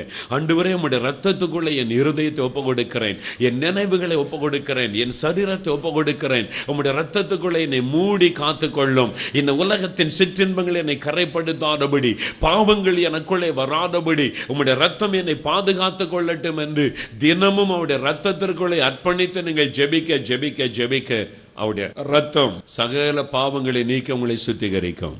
அப்ப தினமும் அந்த சிலுவைக்கு முன்னால நீங்க போகணும். தினமும் அந்த சிலுவையில் சிந்தப்பட்ட ரத்தத்துக்குள் உங்களை அர்ப்பணித்துக் கொள்ளுங்க. அந்த ரத்தம் உங்களை மூடி பாதுகாக்கும். அவர் உங்களுக்காக சிந்தின ரத்தம் இயேசு கிறிஸ்துவின் ரத்தம். இரண்டாவதாக, நம்மை பாதுகாப்பதற்கு நாம் செய்ய வேண்டிய இன்னொரு காரியம் பாருங்க. 119 சங்கீதம் 9 வசனத்தை வாசிக்க கேட்போம். 119 சங்கீதம் 9 வசனம். வாலிபன் தன் வழியை எதனால் சுத்தம் பண்ணுவான்? உமது வசனத்தின்படி தன்னை காத்து கொள்ளுகிறதுனால் தானே. உம்முடைய வசனத்தின்படி தன்னை காத்து கொள்ளுகிறதினால் தானே. வாலிபன் தன் வழி எதனால் சுத்தம் பண்ணுவான்? உம்முடைய வசனத்தின்படி தன்னை காத்து கொள்ளுவதனாலே. வசனம் நம்மை காத்து கொள்ள உதவி செய்கிறது. முதலாவது அவருடைய ரத்தம், இரண்டாவது அவருடைய வசனம் நம்மை காத்துக்கொள்ள, நம்முடைய இருதயம் பாதுகாக்கப்பட, பாவ கரைப்படாதபடி, பாவம் நமக்குள்ளே தங்காதபடி பாதுகாக்க ஆண்டவர் தம்முடைய வசனத்தை நமக்கு தந்திருக்கிறார். கர்த்தருடைய வசனம் நம்மை பாதுகாக்கும். அந்த வசனத்தை நம்ம வாசிக்கணும், அதை தியானிக்கணும், அதற்கு கீழ்ப்படி அர்ப்பணித்து கொள்ளணும். அப்போதான் அந்த வசனம் நமக்குள்ளே பரிசுத்தத்தை கொண்டு வரும். சிலர் வாலிபர்கள் வருவாங்க, பரிசுத்தமாக வாழணும் ஜெபம் பண்ணுங்க பிரதர்னு சொல்லுவாங்க. நிறைய பேர் வந்து பரிசுத்தத்துக்காக ஜெபிக்க வருவாங்க. ஊழியக்காரங்க ஜெபிக்கிறதுனால பரிசுத்தம் உங்களுக்குள்ளே பெருகாது. ஒருவேளை சில பாவ கட்டுகள் உங்களுக்கு இருக்கலாம். பிசாசினால் உண்டான இச்சைகள், சில குடிவெறிகள், சில பாவ கட்டுகளை பிசாசு கொண்டு வந்திருக்கலாம். ஊழியர்கள் ஜெபிக்கும் போது அதில் விடுதலை உண்டாகலாம். ஆண்டவர் விடுதலை தருவார். ஆனால் நீங்கள் பரிசுத்தத்தில் நிலைத்திருக்க வேண்டுமானால், பரிசுத்தத்தில் வளர வேண்டுமானால், ஊழியர்கள் ஜெபிக்க ஜெபிக்க பரிசுத்தத்தில் வளர்ச்சி வராது. அது நீங்கள் பிரயாசப்பட வேண்டும். நீங்கள் தேவ சமூகத்தில் காத்திருந்து ஜெபம் பண்ணி வேத வசனத்தை தியானித்து அந்த வசனத்தை எந்த அளவு தியானிக்கிறீர்களோ அந்த அளவு உங்களுக்குள்ளே பரிசுத்தம் உண்டாகும். அந்த அளவு உங்களுடைய ஆத்துமா பாதுகாக்கப்படும். யோவான் 17:14 வசனத்தில் இயேசு ஜெபம் பண்ணுகிறார். ஆண்டவரே, இவர்களை நீர் காத்துக்கொள்ளும், உம்முடைய வசனத்தின் சத்தியம் இவர்களை பாதுகாத்து கொள்ளட்டும். உம்முடைய வசனமே சத்தியம், சத்தியத்தினால் இவளை பாதுகாத்து கொள்ளும், வசனத்தினால் காத்து கொள்ளும் என்று இயேசு ஜெபம் பண்ணுவதை நாம் பார்க்கிறோம். அந்த சத்திய வசனமாகிய வேத வசனம் நம்முடைய ஆத்துமாவை பாதுகாக்கும், நம்முடைய இருதயத்தை பாதுகாக்கும். அப்போ உங்களுடைய இருதயத்தை வேத வசனத்தினால் நிரப்ப வேண்டும். வேத வசனத்தினால் நிரப்பணும். சிலர்கிட்ட கேட்பேன், நான் பரிசுத்தமாக வாழ முடியல பிரதர், ஜெபம் பண்ணுறீங்களா? மணிக்கணக்கான ஜெபம் பண்ணுறேன்னு சொல்லுவாங்க. வசனத்தை தியானிக்கிறீங்களான்னு கேட்டேன். அதான முடியல. கர்த்தருடைய வசனத்தை நீங்கள் தியானிக்காம வெறும் ஜெபம் மட்டும் பண்ணினா பரிசுத்தத்தில் வளர முடியாது. உங்களுடைய ஆத்மாவை, உங்களுடைய இருதயத்தை காத்து கொள்ள முடியாது. வேத வசனம் ரொம்ப முக்கியமானது உங்களுடைய பரிசுத்தத்திலே காத்துக்கொள்ள. அந்த கர்த்தருடைய வசனத்தை தியானிக்கணும். அதான் 1 சங்கீதம் 2:3 வாசிக்கிறோம். கர்த்தருடைய வேதத்தில் பிரியமாயிருந்து இரவும் பகலும் அதில் தியானமாயிருக்கிற மனுஷன் பாக்கியவான். யோசுவா 1:8 வாசிக்கிறோம், இரவும் பகலும் இந்த நியாயப்பிரமாணத்திலே தியானமாயிரு. கர்த்தருடைய வசனத்தை வாசிப்பது மாத்திரம் அல்ல, தியானிக்க வேண்டும் என்று வேதம் சொல்லுகிறாரு. நிறைய பேர் வாசிப்பாங்க. எல்லா கிறிஸ்தவர்களும் ரட்சிக்கப்பட்ட காலையில் எழுமனா ஒரு வேத வாசிப்பாங்க, ஜெபம் பண்ணுவாங்க. ஆனால் தியானிக்காததுனால தான் பரிசுத்தத்தில் வளர முடியல, இருதயத்தை காத்து கொள்ள முடியவில்லை. எப்படி தியானிக்கணும்னு நிறைய பேருக்கு தெரிகிறதில்லை.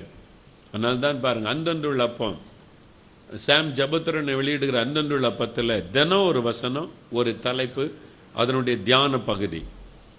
நீங்கள் அதை பார்த்தீங்கன்னா அந்த தியான பகுதி, அந்த வசனத்தை நீங்கள் தியானிப்பதற்கான காரியம் இருக்குது. அதை வாசித்து அதை தியானித்து நீங்கள் அறிந்து கொண்டாதான் கர்த்தருக்குள்ளே வளர முடியும் என்று சொல்லி அந்த புஸ்தகத்தின் மூலம் அநேகருடைய ஆவிக்குரிய வாழ்க்கையிலே மாற்றங்கள், வளர்ச்சியை பார்க்கிறோம். அதனால் தியானம் வெறுமனை வாசிப்பது அல்ல, அந்த வசனத்துக்கு என்ன விளக்கம், எப்படி அதை தியானிக்கணும், அதனுடைய அர்த்தம் என்ன, அது நம்முடைய வாழ்க்கையில் எந்த அளவு மாற்றத்தை கொண்டு வரும், அதை வாசித்து அறிந்து தியானிப்பது.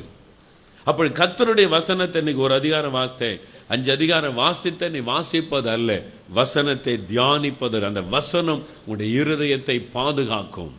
அந்த கர்த்தருடைய வசனம் இருதயத்துக்குள்ளே வர வர ஒரு பாதுகாப்பு, பரிசுத்தம் உங்களுக்குள்ளே உண்டாகும். நான் பாருங்க, தொடர்ச்சியாக வாசிப்பது உண்டு. கர்த்தருடைய வசனம் வாசிக்கும் போது பெரும்பாலும் முழங்கால நின்று ஜெபத்தில் நான் வாசிப்பேன். காலையில் தியானத்தில் ரொம்ப முக்கியமான அந்த காலை நேரம், ஜெப தியான நேரத்தில் நான் முழங்கால நின்று தான் வேத வசனத்தை வாசிப்பேன். அப்படி வாசிக்கும்போது ஆவியானவர் அதில் அழகாய் உதவி செய்வார். முதல்ல நல்லா ஸ்தோத்திரம் பண்ணி கர்த்தரை துதித்து அவருடைய பிரசன்னம் வந்த பிறகு தான் பைபிளை திறப்பி அவருடைய வசனத்தை வாசிக்க ஆரம்பிப்பேன். அப்படி வாசித்துட்டே வரும்போது திடீர்னு 5வது வசனம் வரும்போது ஆவியானவர் ஸ்டாப், அல்லது 8வது வசனம் அல்லது 10வது வசனம், எந்த வசனத்தை கொண்டு ஆண்டவர் பேச விரும்புகிறாரோ அதில் ஆவியானவர் நிறுத்துவார். நமக்கே தெரியும், நீங்கள் ஜெபத்தோடு செய்து பாருங்கள், உங்களுக்கே தெரியும் இன்றைக்கு இந்த வசனத்தை கொண்டு ஆண்டவர் பேச விரும்புகிறார்னு சொல்லி. அதுக்கு கீழே போக மாட்டேன். நான் இன்றைக்கி 5 அதிகாரம் வாசித்தரணுன்னு வாசிக்க மாட்டேன், இன்றைக்கி ஒரு அதிகாரம் வாசித்து முடிச்சிடணும்னு வாசிக்க மாட்டேன். எந்த வசனத்தில் ஆவியானவர் நிறுத்துகிறாரோ அதை திரும்ப வாசிப்பேன், அதை வைத்து ஜெபம் பண்ணுவேன். ஆண்டவரே என்னோட என்ன பேச விரும்புகிற இந்த வசனத்தை கொண்டு மறுபடியும் சத்தமாக வாசிப்பேன், அந்த வசனத்தை சத்தமாக வாசிப்பேன், அந்த வசனத்தை வைத்து ஜெபம் பண்ணுவேன். அப்போ தேவ சமூகத்தில் இந்த வசனத்தை நினைத்து அப்படியே காத்திருந்து தியானிக்கும் போது ஆவியானவர் அந்த வசனத்தை கொண்டு பேச ஆரம்பிப்பார். சில சமயத்தில் அது என்னுடைய பாவத்தை ஆண்டவர் சுட்டி காண்பிக்கிறதா இருக்கும். இந்த வசனத்தின்படி நீ குறைவுபட்டிருக்கிறாய். நான் அந்த வசனத்தை வைத்து கண்ணீரோடு ஜெபம் பண்ணுவேன், ஆண்டவரே என்னை பரிசுத்தப்படுத்தும், இந்த வசனத்தின்படி நான் குறைவுபட்டிருக்கிறேன், என்னை கழுவும், என்னை பரிசுத்தப்படுத்தும். அந்த வசனத்தை வைத்து நான் ஜெபம் பண்ணுவேன். சில சமயத்தில் ஒரு ஆலோசனையாக இருக்கும், ஏதோ ஒரு ஆலோசனை எனக்கு தேவை, கர்த்தர் அந்த வசனத்தை கொண்டு ஆலோசனை கொடுப்பார். அந்த ஆலோசனை நான் ஏற்றுக்கொள்கிற ஆண்டவரே நீ ஒப்பு கொடுத்து நான் ஜெபம் செய்வேன். சில சமயத்தில் ஒரு கைடன்ஸாக இருக்கும், ஒரு வழி நடத்துதல், இப்படி செய் என்பதான ஒரு கைடன்ஸாக அது இருக்கும். அதை வைத்து ஜெபம் பண்ணும்போது ஆண்டவரே நான் இப்படி செய்கிறேன்னு ஒப்பு கொடுத்து ஜெபிப்பேன். சில சமயத்தில் வாக்குத்தத்தமாக இருக்கும், மனசோர்ந்து கலங்கி இருக்கும்போது சூழ்நிலைக்கு ஏற்ற ஒரு வாக்குத்தத்தமாக இருக்கும். அந்த வாக்குத்தத்தத்தை ஆண்டவரே இந்த வாக்குத்தத்தத்திற்காக ஸ்தோத்திரம்னு சொல்லி அதை வைத்து ஜெபம் பண்ணுவேன். எல்லா நாளும் வாக்குத்தத்தமாகவே இருக்காது. நிறைய விசுவாசிகள் பைபிளை திறந்தாலே வெறும் வாக்குத்தத்தம் நீ வாசித்து பழகி ஆவிக்குரிய வாழ்க்கையில் வளர்ச்சியெல்லாம் போகிறோம். எல்லா நாளும் வாக்குத்தத்தம் கொடுக்க மாட்டார். சில சமயம் நம்முடைய தவறுகளை சுட்டி காண்பிப்பார், சில சமயத்தில் ஒரு வழி நடத்துதலை ஆண்டவர் தருவார், சில சமயத்தில் ஒரு பாவத்தை கர்த்தர் உணர்த்துவார். அந்த வசனத்தை வைத்து நீங்கள் ஜெபிக்க ஜெபிக்க ஜெபிக்க உங்களுடைய இருதயம் சுத்திகரிக்கப்படும். அந்த வசனம் உங்களுடைய இருதயத்திற்குள்ளே தங்கும், உங்களுடைய இருதயம் பாதுகாக்கப்படும். அந்த வசனத்தை வைத்து அப்படி சில சமயம் நான் பார்த்து ஒரே ஒரு வசனத்தை வைத்து 1/2 மணி நேரம் நான் அழுது ஜெபித்த சமயங்கள் உண்டு. அந்த ஒரு வசனத்தை மேலே கை வைத்து 1/2 மணி நேரம் அழுது ஜெபித்த சமயங்கள் உண்டு. ஆண்டவரே இந்த வசனத்தின்படி இன்னும் என்னை பரிசுத்தப்படுத்தும், நான் குறைவுபட்டிருக்கிறேனே. அந்த ஒரே ஒரு வசனம் அது பேசிக்கிட்டே இருக்கும். நீங்கள் ஆவியானவருக்குள்ளே நிரம்பி ஒழுங்க அப்படி தியானித்து பாருங்க, அந்த வசனத்தை கொண்டு ஆண்டவர் பேசிக்கிட்டே இருப்பார். சில சமயத்தில் அதற்கு ஒப்புமையாக இருக்கிற இன்னொரு வசனத்தை காண்பிப்பார், அதையும் பரட்டி வாசித்து அதுவும் பேசும். அப்படியே அந்த வசனம் உடைய இருதயத்திற்குள்ளே வந்துடும். அந்த நாள் முழுவதும் பாருங்க, நான் ஜெபம் பண்ணி முடிச்சுட்டு போனாலும், சாப்பிட உட்காந்தாலும் அந்த வசனம் பேசிக்கிட்டே இருக்கும். நான் டிராவலில் இருந்தாலும் அந்த வசனம் பேசிக்கிட்டே இருக்கிறோம். நான் ஆஃபீஸில் உட்காந்து வேலை செய்தாலும் அந்த வசனம் பேசிக்கிட்டே இருக்கும். அந்த வசனம் அப்படியே இருதயத்தில் பதிந்து விடும். அந்த வசனம் இருதயத்தை நிரப்பி விடும். அந்த வசனம் நம்முடைய இருதயத்தை சுத்திகரித்து பாதுகாக்கும். ஆகவே கர்த்தருடைய வசனத்தினால நிறைந்திருங்கள். வேத வசனத்தை அப்படி தியானிக்க உங்களை அர்ப்பணித்துக் கொள்ளுங்கள். கர்த்தருடைய வசனம் உங்களோடு பேச இடம் கொடுங்கள். அந்த வசனம் உங்களை சுத்திகரிக்க இடம் கொடுங்கள். அந்த வசனம் உங்களுடைய இருதயத்தை பாதுகாக்கும். நீங்க வசனத்தினால நிறைஞ்சிருந்தா அந்த வசனமே உங்களுடைய இருதயத்தை பாதுகாக்கும். ஆகவே இயேசு கிறிஸ்து பாருங்க, வேத வசனத்தினால் நிறைந்திருந்தா.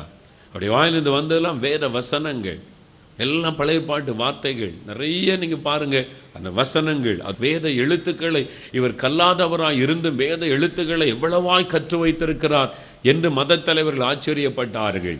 அதனால் வேத வசனத்துக்கு முதலிடம் கொடுங்க, அதை தியானிங்க, அதை உங்களுக்கு சொந்தமாக்கி கொள்ளுங்கள். அந்த வசனம் உங்களை பாதுகாக்கும். ஜார்ஜ் முல்லர் என்கிற ஒரு விசுவாச வீரன், அவர் காலையில் எழும்புனா ஜெபம் பண்ணுவாராம். அவர் ஜெபித்து தான் அந்த ஆயிரக்கணக்கான பிள்ளைகளை அநாத விடுதலை வச்சு பராமரித்தார். எங்கிருந்து ஆகாரம் வரும், எங்கிருந்து மில்க் வரும், எங்கிருந்து ரொட்டி வரும் தெரியாது. ஜெபம் பண்ணி விசுவாசத்திலே சாதித்தவர், விசுவாச வீரன் என்று அழைக்கப்பட்டவர். ஆரம்ப நாட்களில் காலையில் எழும்பின உடனே அப்படி ஜெபம் பண்ணுவாராம். தேவைக்காக ஜெபிப்பார். இன்னைக்கு உள்ள ஒவ்வொரு காரியத்துக்கு ஜெபிப்பார். அற்புதம் நடக்கும், அற்புதம்லாம் நடக்கும், ஆச்சரியமான காரியம் நடக்கும். ஆனால் அவருடைய ஆவிக்குரிய வாழ்க்கையில் சோர்வு, அவருடைய ஆவிக்குரிய வாழ்க்கையில் தளர்வு, அவருடைய ஆவிக்குரிய வாழ்க்கையில் முன்னேற்றம் இல்லாதபடி பின்னேறுகிற நிலைமை உணர்ந்தார். நான் இவ்வளோ ஜெபம் பண்ணுறேன், ஆண்டவர் அற்புதம்லாம் செய்கிறாரு, விசுவாசத்தினால பெரிய காரியம் நடக்குது, ஆனால் என் தனிப்பட்ட ஆவிக்குரிய வாழ்க்கையில் வளர்ச்சி இல்லை, அந்த சந்தோஷம் இல்லை, அதில் ஒரு விரக்தி, சில சமயத்தில் ஒரு பின்மாற்றமான சூழ்நிலை காணப்படுகிறதே என்று யோசித்த போது ஆவியானவர் சொன்னார், மகனே, என்னுடைய வசனம்தான் உனக்கு ஆகாரம். முதல் ஆகாரத்தை புசி நீ பலன் அடைவாய். அதன் பிறகு அவர் என்ன செய்தார், காலையில் எழுமனுடனே முதல்ல முழங்கால நின்று வசனத்தை வாசித்தை தியானிப்பார். அப்புறம்தான் ஜெபம் பண்ணுவாராம். அப்போ அவருடைய ஆவிக்குரிய வாழ்க்கையில பலன், அவருடைய இருதயம் பாதுகாக்கப்பட்டது, கர்த்தருக்குள்ளே மகிழ்ச்சி அடைந்தது, ஆவிக்குரிய வாழ்க்கையில வளர்ச்சி காணப்பட்டதை அறிந்து கொண்டார். அப்போ வேத வசனத்தை தியானிக்கும் போதுதான் உங்களுடைய இருதயம் பாதுகாக்கப்படும். அந்த இருதயத்திலே பரிசுத்தம், அந்த பாதுகாப்பு உங்களுக்கு உண்டாகும். அதனால தான் ஜார்ஜ் முல்லருடைய வாழ்க்கையை வாசித்தால் அவர் 200 முறைக்கு மேலாக வேத புஸ்தகத்தை வாசித்து முடித்திருக்கிறாராம். ஆதியாமத்திலிருந்து வெளிப்படுத்தின விசேஷம் வரை 200 முறைக்கு மேலே வாசித்து முடித்திருக்கிறாராம். 100 முறைக்கு மேலாக முழங்காலிலே நின்று வாசித்திருக்கிறாராம். அதுதான் அவருடைய வெற்றியின் ரகசியம், அவருடைய விசுவாசத்தின் சாதித்த அந்த ரகசியம்.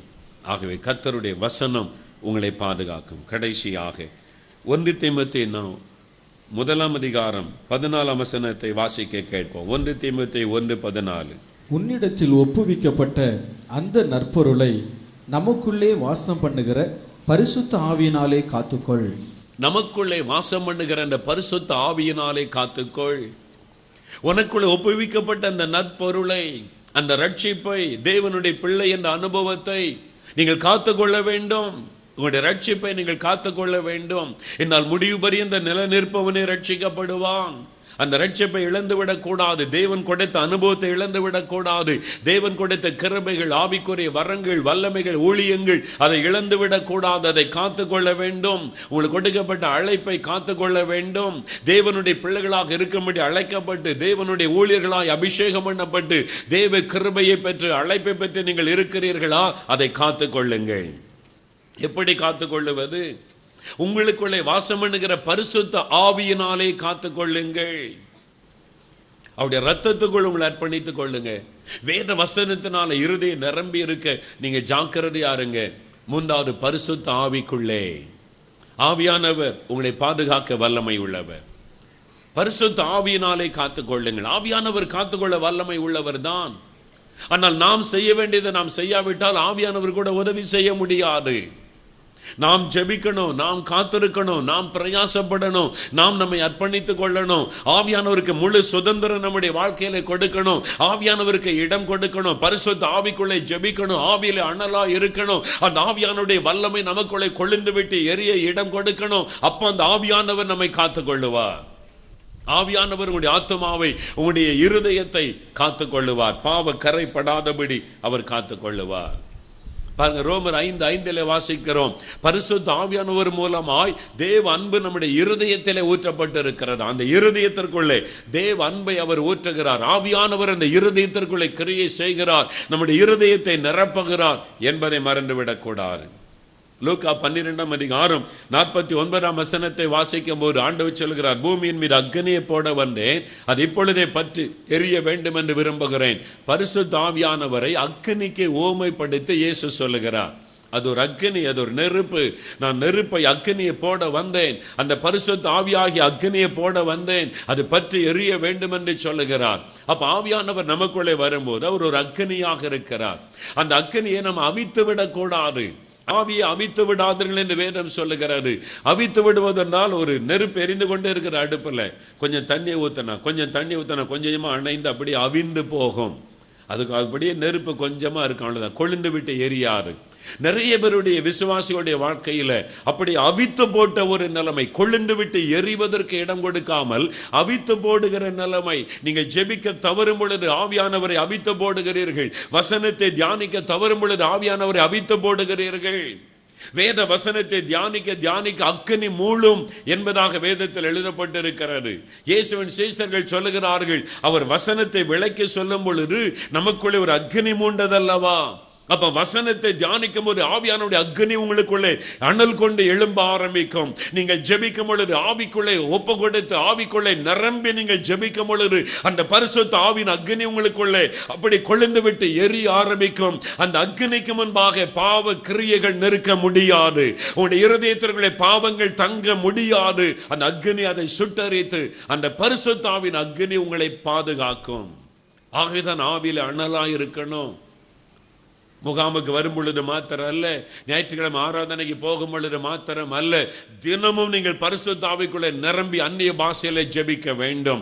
தினமும் ஆவியானவருக்கு இடம் கொடுத்து ஆவியில நிரம்பி நீங்கள் ஜெபித்து ஆவியில அனலாயிருக்க வேண்டும். ஒரு நெருப்பு எரிஞ்சுக்கிட்டே இருக்குன்னு வைங்க, கொழுந்து விட்டு நெருப்பு எரிஞ்சுக்கிட்டே இருக்கு. ஒரு வண்டி நிறைய குப்பைகள் ஒன்றுன்னா போட்டுக்கிட்டே இருங்க. அந்த குப்பையை நீங்கள் போட போட போட என்ன ஆகும், அந்த அக்கினி அதை அப்படியே சுட்டரித்து சாம்பல் ஆக்கிவிடும். அந்த குப்பைகள் ஒன்று அக்கினிக்குள்ளே தங்காது. உங்கள் இருதயத்தில் இந்த பரிசுத்தாவின் அக்கினி கொழுந்து விட்டு எரிந்து கொண்டே இருந்தா பிசாசு பாவ குப்பைகளை போட்டு பார்ப்பான். இச்சைகள், பெருமை, கோபம், வைராக்கியம், அந்த ஏதோ ஒரு பாவ காரியத்தை போட்டுக்கிட்டே இருந்தா கூட உங்களுக்குள்ள அது தங்காது. ஆவியானவர் அதை சுட்டரித்து விடுவார். உங்களுடைய இருதயத்தை பரிசுத்தத்தில் அவர் காத்து கொள்ளுவார். அல்லேலூயா. அதனால்தான் பரிசுத்த ஆவிக்குள்ளே நிரம்பி ஜெபிக்கணும், அந்நிய பாஷையில ஜெபிக்கணும். அனுதினம் ஆவியில் அனலா நீங்க ஜெபித்து கொண்டே இருக்க வேண்டும் என்பதாக வேதம் நமக்கு ஆலோசனை கொடுக்கிறாரு. அந்த அப்போஸ்தலர் 2:3 வாசிக்கும் போது, அக்கினிமயமான நாவுகளை போல பிரிந்திருக்கிற நாவுகள் வந்து தலையில அமர்ந்தது. அக்னிமயமான நாவுகளை போல அந்த ஃபயர் அக்னி வந்து இறங்குகிறது. அந்த அக்னி நமக்குள்ளே கொழுந்து விட்டு எரியணும். அதற்கு நாம் இடம் கொடுங்க. ஜெபிக்க ஜெபிக்க ஜெபிக்க அது உங்களுக்குள்ளே கொழுந்து விட்டு எரியும். அப்போ உங்களுடைய இருதயம் பாதுகாக்கப்படும் பரிசுத்த ஆவியானவர் மூலமாய். யோவான் 7:38-39 பாருங்க. அங்கே ஆவியானவரை குறித்து இன்னொரு காரியத்தை இயேசு சொல்லுகிறார். என்னை விசுவாசிக்கிறனுடைய உள்ளத்திலிருந்து ஜீவ தண்ணீர் உள்ள நதிகள் புறப்படும். நதி புறப்படுமா? நதி கூட பாருங்க, ஒரு நதி வெள்ளம் நீங்கள் அடைச்சி வச்சுருப்பாங்க, திடீர்னு தண்ணி திறந்து விட்டு அந்த நதியில் தண்ணி வரும்போது பார்த்தீங்கன்னா அது வரைக்கும் குப்பையாக கிடக்கும். அந்த தண்ணி வந்த எல்லா குப்பைகளையும் அரைத்து கொண்டு போய்விடும். அந்த இடமே சுத்தமாயிரும். ஒரு நதி பாய்ந்ததுன்னா அந்த இடமே சுத்தமாயிரும். அதே மாதிரி பரிசுத்த ஆவியாகிய நதி நம்முடைய உள்ளத்தில் புறப்பட்டு வரும்போது நம்முடைய இருதயத்தில் பிசாசு கொண்டு வருகிற பாவ குப்பைகள் எல்லாம் அது அப்புறப்படுத்தி விடும். அது சுத்திகரிக்கப்பட்டு விடும். பரிசுத்த ஆவியானவர் நம்முடைய இருதயத்தை பாதுகாக்கிறவர், சுத்திகரிக்கிறவர். அல்லேலூயா. ஆகவேதான் எபேசியர் 5:18 சொல்லுகிறது, எப்பொழுதும் பரிசுத்த ஆவியினால் நிறைந்திருங்கள் என்று வேதம் சொல்லுகிறது. எப்பொழுதும் அந்த பரிசுத்த ஆவியில நிறைந்திருக்கணும். எப்பொழுதும் அந்த பரிசுத்த ஆவியில நிறைந்திருக்கணும். எப்பொழுதும் அந்த அக்னியில நிறைந்திருக்கணும். அது உங்களுடைய கொழுந்து விட்டு எரிவதற்கு நீங்கள் இடம் கொடுக்கணும். பரிசுத்த ஆவிக்குள்ளே நிரம்பின ஒரு அனுபவத்தோடு இருக்க வேண்டும். அது அவித்து போடக்கூடாது. இன்றைக்கு உங்களுடைய உள்ளத்தை சோதித்து பாருங்கள். அந்த ஆவியானவர் கொழுந்து விட்டு உங்களுக்குள்ள எரிந்து கொண்டிருக்கிறாரா? நீங்கள் ஜெபிக்கும் பொழுது உங்களால் அதை உணர முடிகிறதா? வேதத்தை தியானிக்கும் பொழுது அந்த அக்னி உங்களுடைய இருதயத்திலே மூழ்கிறதா? அந்த வேத வசனத்தை சந்தோஷம் மகிழ்ச்சி அந்த அக்னியாக எழும்புகிறதா? யோசித்து பாருங்கள். அப்படி இல்லாவிட்டால் இன்றைக்கு உங்களுடைய இருதயத்தை நீங்கள் ஆவியானவருடைய ஆளுகைக்கு ஒப்பு கொடுக்க வேண்டும். ஆவியானவர் அந்த இருதயத்தை நிரப்புவதற்கு ஒப்பு கொடுக்க வேண்டும். அந்த அக்னி உங்களுக்குள்ளே வந்து விழுவதற்கு இடம் கொடுக்க வேண்டும். அவர் உங்களை பரிசுத்தப்படுத்தி உங்களை பாதுகாக்கிறவர். இயேசு கிறிஸ்துவின் ரத்தம் நம்முடைய இருதயத்தை கழுவி சுத்திகரிக்கும். அவர் நம்மை பாதுகாக்கிறவர். நம்மை ஒப்பு கொடுக்கணும். நாம் செய்ய வேண்டியதை நாம் செய்யணும். கர்த்தர் செய்ய வேண்டியதை அவர் செய்வார். ஜெபிக்கும்படி யாவரும் எழுந்து நிற்போம். ஜெபம் பண்ணுவதற்கு யாவரும் நாம் எழுந்து நிற்போம். Thank you Lord.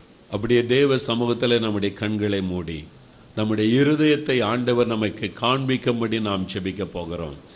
ஆண்டவரே, என்னை ஆராய்ந்து என் இருதயத்தை அறிந்து கொள்ளும். என் இருதயத்தை நீர் அறிந்து கொள்ளும். என் இருதயத்தை நீர் அறிந்து கொள்ளும். என்னை ஆராய்ந்து என் இருதயத்தை அறிந்து கொள்ளும். ஆண்டவரே, என் இருதயம் உமக்கு முன்பாய் திறக்கப்படுவதாக. லீதியாளுடைய உள் இருதயத்தை கர்த்தர் திறந்தார் என்று வேதம் சொல்லுகிறாரு. இன்றைக்கு இங்கே இருக்கிற அநேகருடைய இருதயத்தை கர்த்தர் திறக்கிறார். அநேகருடைய இருதயத்தை பொழுது திறந்து கொண்டிருக்கிறார். லீதியாளுடைய இருதயத்தை திறந்தவர் உங்களுடைய இருதயத்தை திறந்து கொண்டிருக்கிறார். இயேசு உங்களுடைய இருதயத்தில் இருக்கிறாரா? அந்த ரட்சிப்பின் சந்தோஷம் இருதயத்தில் இருக்கிறதா? அந்த மகிழ்ச்சி உங்களுக்குள் இருக்கிறதா? அல்லது பாவ கரை படிந்த ஒரு இருதயமாக சமாதான இழந்து மகிழ்ச்சியை இழந்து உங்களுடைய இருதயம் காணப்படுகிறதா? உங்களுடைய இருதயத்தை சோதித்து பாருங்கள். கண்களை மூடி நீங்கள் எண்ணம் செதறாமல் இருக்கும்படி கண்களை மூடி இயேசுவை நோக்கி பாருங்கள். இதோ அவருடைய கண்கள் உங்களுடைய இருதயத்தை சோதித்து அறிகிறது. அவருடைய கண்கள் உங்களுடைய இருதயத்தை தான் நோக்கி பார்க்கிறது. மனுஷன் பார்க்கிறபடி நான் பாரேன். மனுஷன் முகத்தை பார்க்கிறான், கர்த்தரோ இருதயத்தை பார்க்கிறார். இப்பொழுது அவருடைய கண்கள் உங்களுடைய இருதயத்தை பார்க்கிறது. வாலிபனே, உங்களுடைய இருதயத்தை அவருடைய கண்கள் பார்க்கிறது. வாலிப மகளே, உங்களுடைய இருதயத்தை அவருடைய கண்கள் பார்க்கிறது. தகப்பனே, தாயே, உங்களுடைய இருதயத்தை அவருடைய கண்கள் பார்க்கிறது. உங்களுடைய இருதயத்தில் இயேசு இருக்கிறாரா? அவருடைய ரத்தத்தினால் நீங்கள் கழுவப்பட்டு இருக்கிறீர்களா? அவர் கொடுத்த அந்த சந்தோஷம் உங்களுக்குள் நிலைத்திருக்கிறதா? அல்லது அந்த இழந்து போன நிலைமையில் வந்திருக்கிறீர்களா? நீங்கள் பக்தி உள்ளவர்கள் தான், ஜெபம் பண்ணுகிறவர்கள் தான், வேதத்தை வாசிக்கிறவர்கள் தான், ஆனால் இயேசுவுடைய இருதயத்தில் இல்லையே. வாலிபனே, உன்னோடு ஆண்டவர் பேசுகிறார். வாலிப மகளே, உன்னோடு ஆண்டவர் பேசுகிறார். இயேசுவை ஏற்றுக்கொண்ட அனுபவம் இன்னும் இல்லையே. அவருடைய ரத்தத்தினால் கழுவப்பட்ட அனுபவம் இல்லையே. இயேசுவே, நீர் எனக்கு வேண்டும். உம்முடைய ரத்தத்தினால் என் இருதயத்தை கழுவும். என் இருதயத்தில் நீர் வந்து வாசம் பண்ணும் என்று ஜெபம் பண்ணுங்க. ஜெபம் பண்ணுங்க. இதுவரை அவரை ஏற்றுக்கொள்ளாதவர்கள், இதுவரை அவருக்கு ஒப்பு கொடுக்காதவர்கள், இதுவரை இருதயம் இயேசு ரத்தத்தினால் கழுவப்படாதவர்கள், அந்த ரட்சிப்பின் சந்தோஷத்தை இழந்து வந்திருந்தால் இன்றைக்கு இன்னொரு முறை உங்களை ஒப்புக்கொடுங்கள். ஆண்டவருடைய கரத்தில் ஒப்புக்கொடுங்கள். இயேசுவே, ஐயோ, நான் இன்னும் பாவத்துக்குள் இருக்கிறேனே, இன்னும் என் இருதயம் பாவத்தினால் நிறைந்திருக்கிறது. ஆண்டவரே, நீர் எனக்குள் இல்லையே, என்னை மன்னியும். உம்முடைய ரத்தத்தினால் என்னை கழுவும். என் உள்ளத்திலே வாரும் என்று சொல்லி நீங்கள் கேட்க வேண்டும். அந்த ரட்சிப்பின் சந்தோஷத்தை இன்றைக்கு நீங்கள் பெற்றுக்கொள்ள வேண்டும். ஆவியானவர் உங்களோடு பேசுகிறார். அநேகருடைய இருதயத்தை ஆவியானவர் திறக்கிறார். உங்களுடைய இருதயம் பாவத்துக்குள் இருக்கிறதை சுட்டி காண்பிக்கிறார். இருதயத்திற்குள்ளே பெருமை, இச்சைகள், கோபங்கள், வைராக்கியங்கள், சண்டைகள், பகைகள், ஐயோ, பாவ காரியங்கள் இருதயத்தை நிறைத்திருக்கிறது. உங்களுடைய இருதயம் இப்பொழுது திறக்கப்படுகிறது. அறிக்கையிடுங்க, அறிக்கையிடுங்க, ஒப்பு கொடுங்க. இயேசுவே, ஐயோ, என் இருதயத்தில் இந்த பாவம் நிறைந்திருக்கிறது. இயேசுவே, என்னை மன்னியும். இயேசுவே, என்னை கழுவும். இயேசுவே, என் இருதயத்தை சுத்திகரியும். இயேசுவே, என் உள்ளத்தில் நீர் வாரும். இந்த பெருமை இனிமேல் எனக்கு வேண்டாம். இச்சைகள் இனிமேல் எனக்கு வேண்டாம். ஐயோ, இந்த கோபங்கள், வைராக்கியங்கள், சண்டைகள், பிரிவினைகள் வேண்டாம். என் இருதயம் சரியில்லாமல் இருக்கிறது. என் இருதயம் திருக்கொள்ளராய் இருக்கிறது. இயேசுவே, என் இருதயத்தை நீர் ஆட்கொள்ளுவீராக, ஆட்கொள்ளுவீராக. ஜெபிங்க, ஒப்புக்கொடுங்க, ஒப்புக்கொடுங்க. ஆவியானவர் அநேகரோடு பேசுகிறார். அநேகருடைய இருதய கதவை அவர் தட்டுகிறார். அநேகருடைய இருதய கதவை தட்டுகிறார். ஒப்புக்கொடுங்க, ஒப்புக்கொடுங்க, ஒப்புக்கொடுங்க. அவருடைய ரத்தம் உடைய இருதயத்தை கழுவட்டும். அவருடைய ரத்தம் உடைய இருதயத்தை கழுவட்டும். உடைய இருதயத்தில் வந்தவர் வாசம் பண்ணட்டும். இன்றைக்கு உடைய இருதயத்தை அவர் சுத்திகரிக்க இடம் கொடுங்கள். அவருடைய ரத்தம் உங்களை கழுவும் பொழுது எல்லா பாவ இச்சைகளும் ஓடி போய்விடும். எல்லா பாவங்களும் உங்களை விட்டு விலகிவிடும். இப்பொழுது அவருடைய ரத்தம் கழுவி கொண்டு இருக்கிறது. Thank you, thank you, thank you Lord. ஐயா, ஆண்டவர் என்னோடு பேசினார். என் இருதயத்தில் இயேசு இல்லை, என் இருதயத்தில் ரட்சிப்பின் சந்தோஷம் இல்லை, என் இருதயத்திற்குள்ள பாவம். ஆனால் இன்றைக்கு என் இருதயத்தை நான் இயேசுக்கு ஒப்பு கொடுக்கிறேன். இன்றைக்கு அவருடைய ரத்தம் என்னை கழுவட்டும். இன்று முதல் அவர் வந்து எனக்குள்ளே வாசம் பண்ணட்டும். என்னையே நான் அவருக்கு ஒப்பு கொடுக்கிறேன். இனி உதடுகளினால் அவரை நான் துதிக்க மாட்டேன். இருதயத்தின் ஆழத்திலிருந்து அந்த சந்தோஷத்தோடு அவரை துதிக்க விரும்புகிறேன். என்னை நான் ஒப்பு கொடுக்கிறேன். இன்றைக்கு என்னோட ஆண்டவர் பேசினார், என்னை நான் ஒப்பு கொடுக்கிறேன். அப்படி சொல்லுகிறவர்கள் மாத்திரம் உடைய வலது கரத்தை உயர்த்தலாம். அவங்க மாத்திரம் வலது கரத்தை உயர்த்தலாம். நான் பின்வாங்கி போயிட்டேன், மறுபடியும் இயேசுக்கு என் இருதயத்தில் இடம் கொடுக்கிறேன்றவங்க வலது கரத்தை உயர்த்தி கொள்ளுங்க. இப்போ அப்படியே உங்களுடைய இருதயத்தில் வலது கை வைங்க. அப்படியே அந்த கையை இருதயத்தில் வைத்து, இயேசுவே உங்களுடைய ரத்தத்தினால் என்னை கழுவும். அறிக்கையிடுங்க. ஆண்டவர் வெளிப்படுத்துகிற உணர்த்துகிற பாவத்தை அறிக்கையிடுங்க. என்கிட்ட இந்த கண்களின் இச்சை, மாமிசத்தின் இச்சை, பெருமைகள், கோபங்கள், பண ஆசைகள், ஐயோ இந்த மற்றவர்களை குறித்த புறங்கூறுகிற பாவம், எரிச்சல்கள், கோபங்கள், ஆண்டவரே இந்த பாவத்தை மன்னியும், இரத்தத்தினால் என்னை கழுவும். உம்முடைய ரத்தம் என் இருதயத்தை கழுவட்டும். இதோ இயேசு கிறிஸ்துவின் ரத்தம் கழுவுகிறாரு, இயேசு கிறிஸ்துவின் ரத்தம் கழுவுகிறாரு.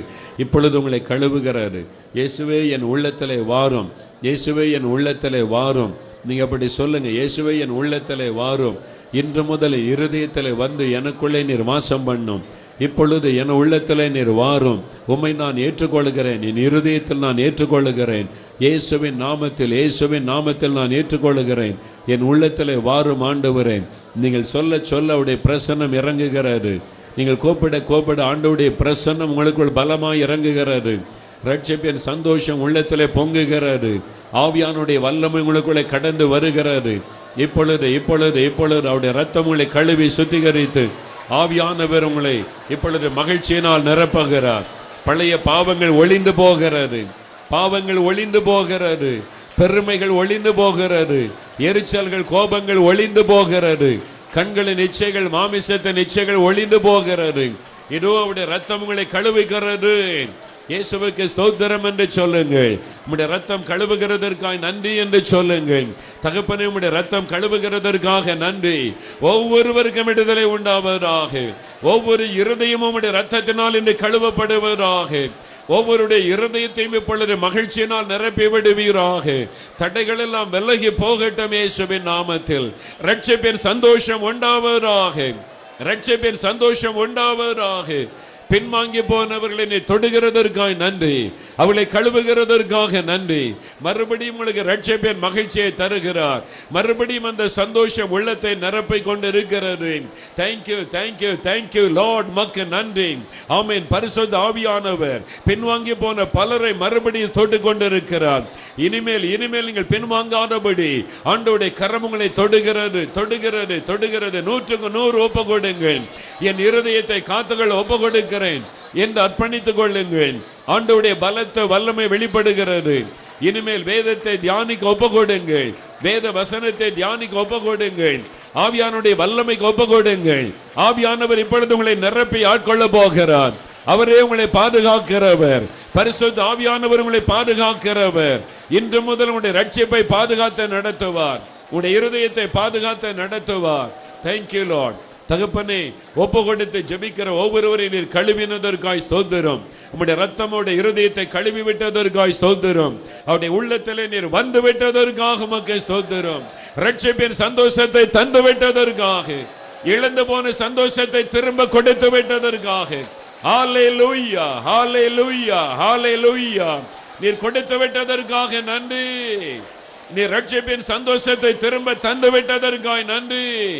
இழந்து போனது சந்தோஷத்தை திரும்ப தந்து விட்டதற்காக நன்றி. ஹல்லேலூயா. உமக்கு நன்றி.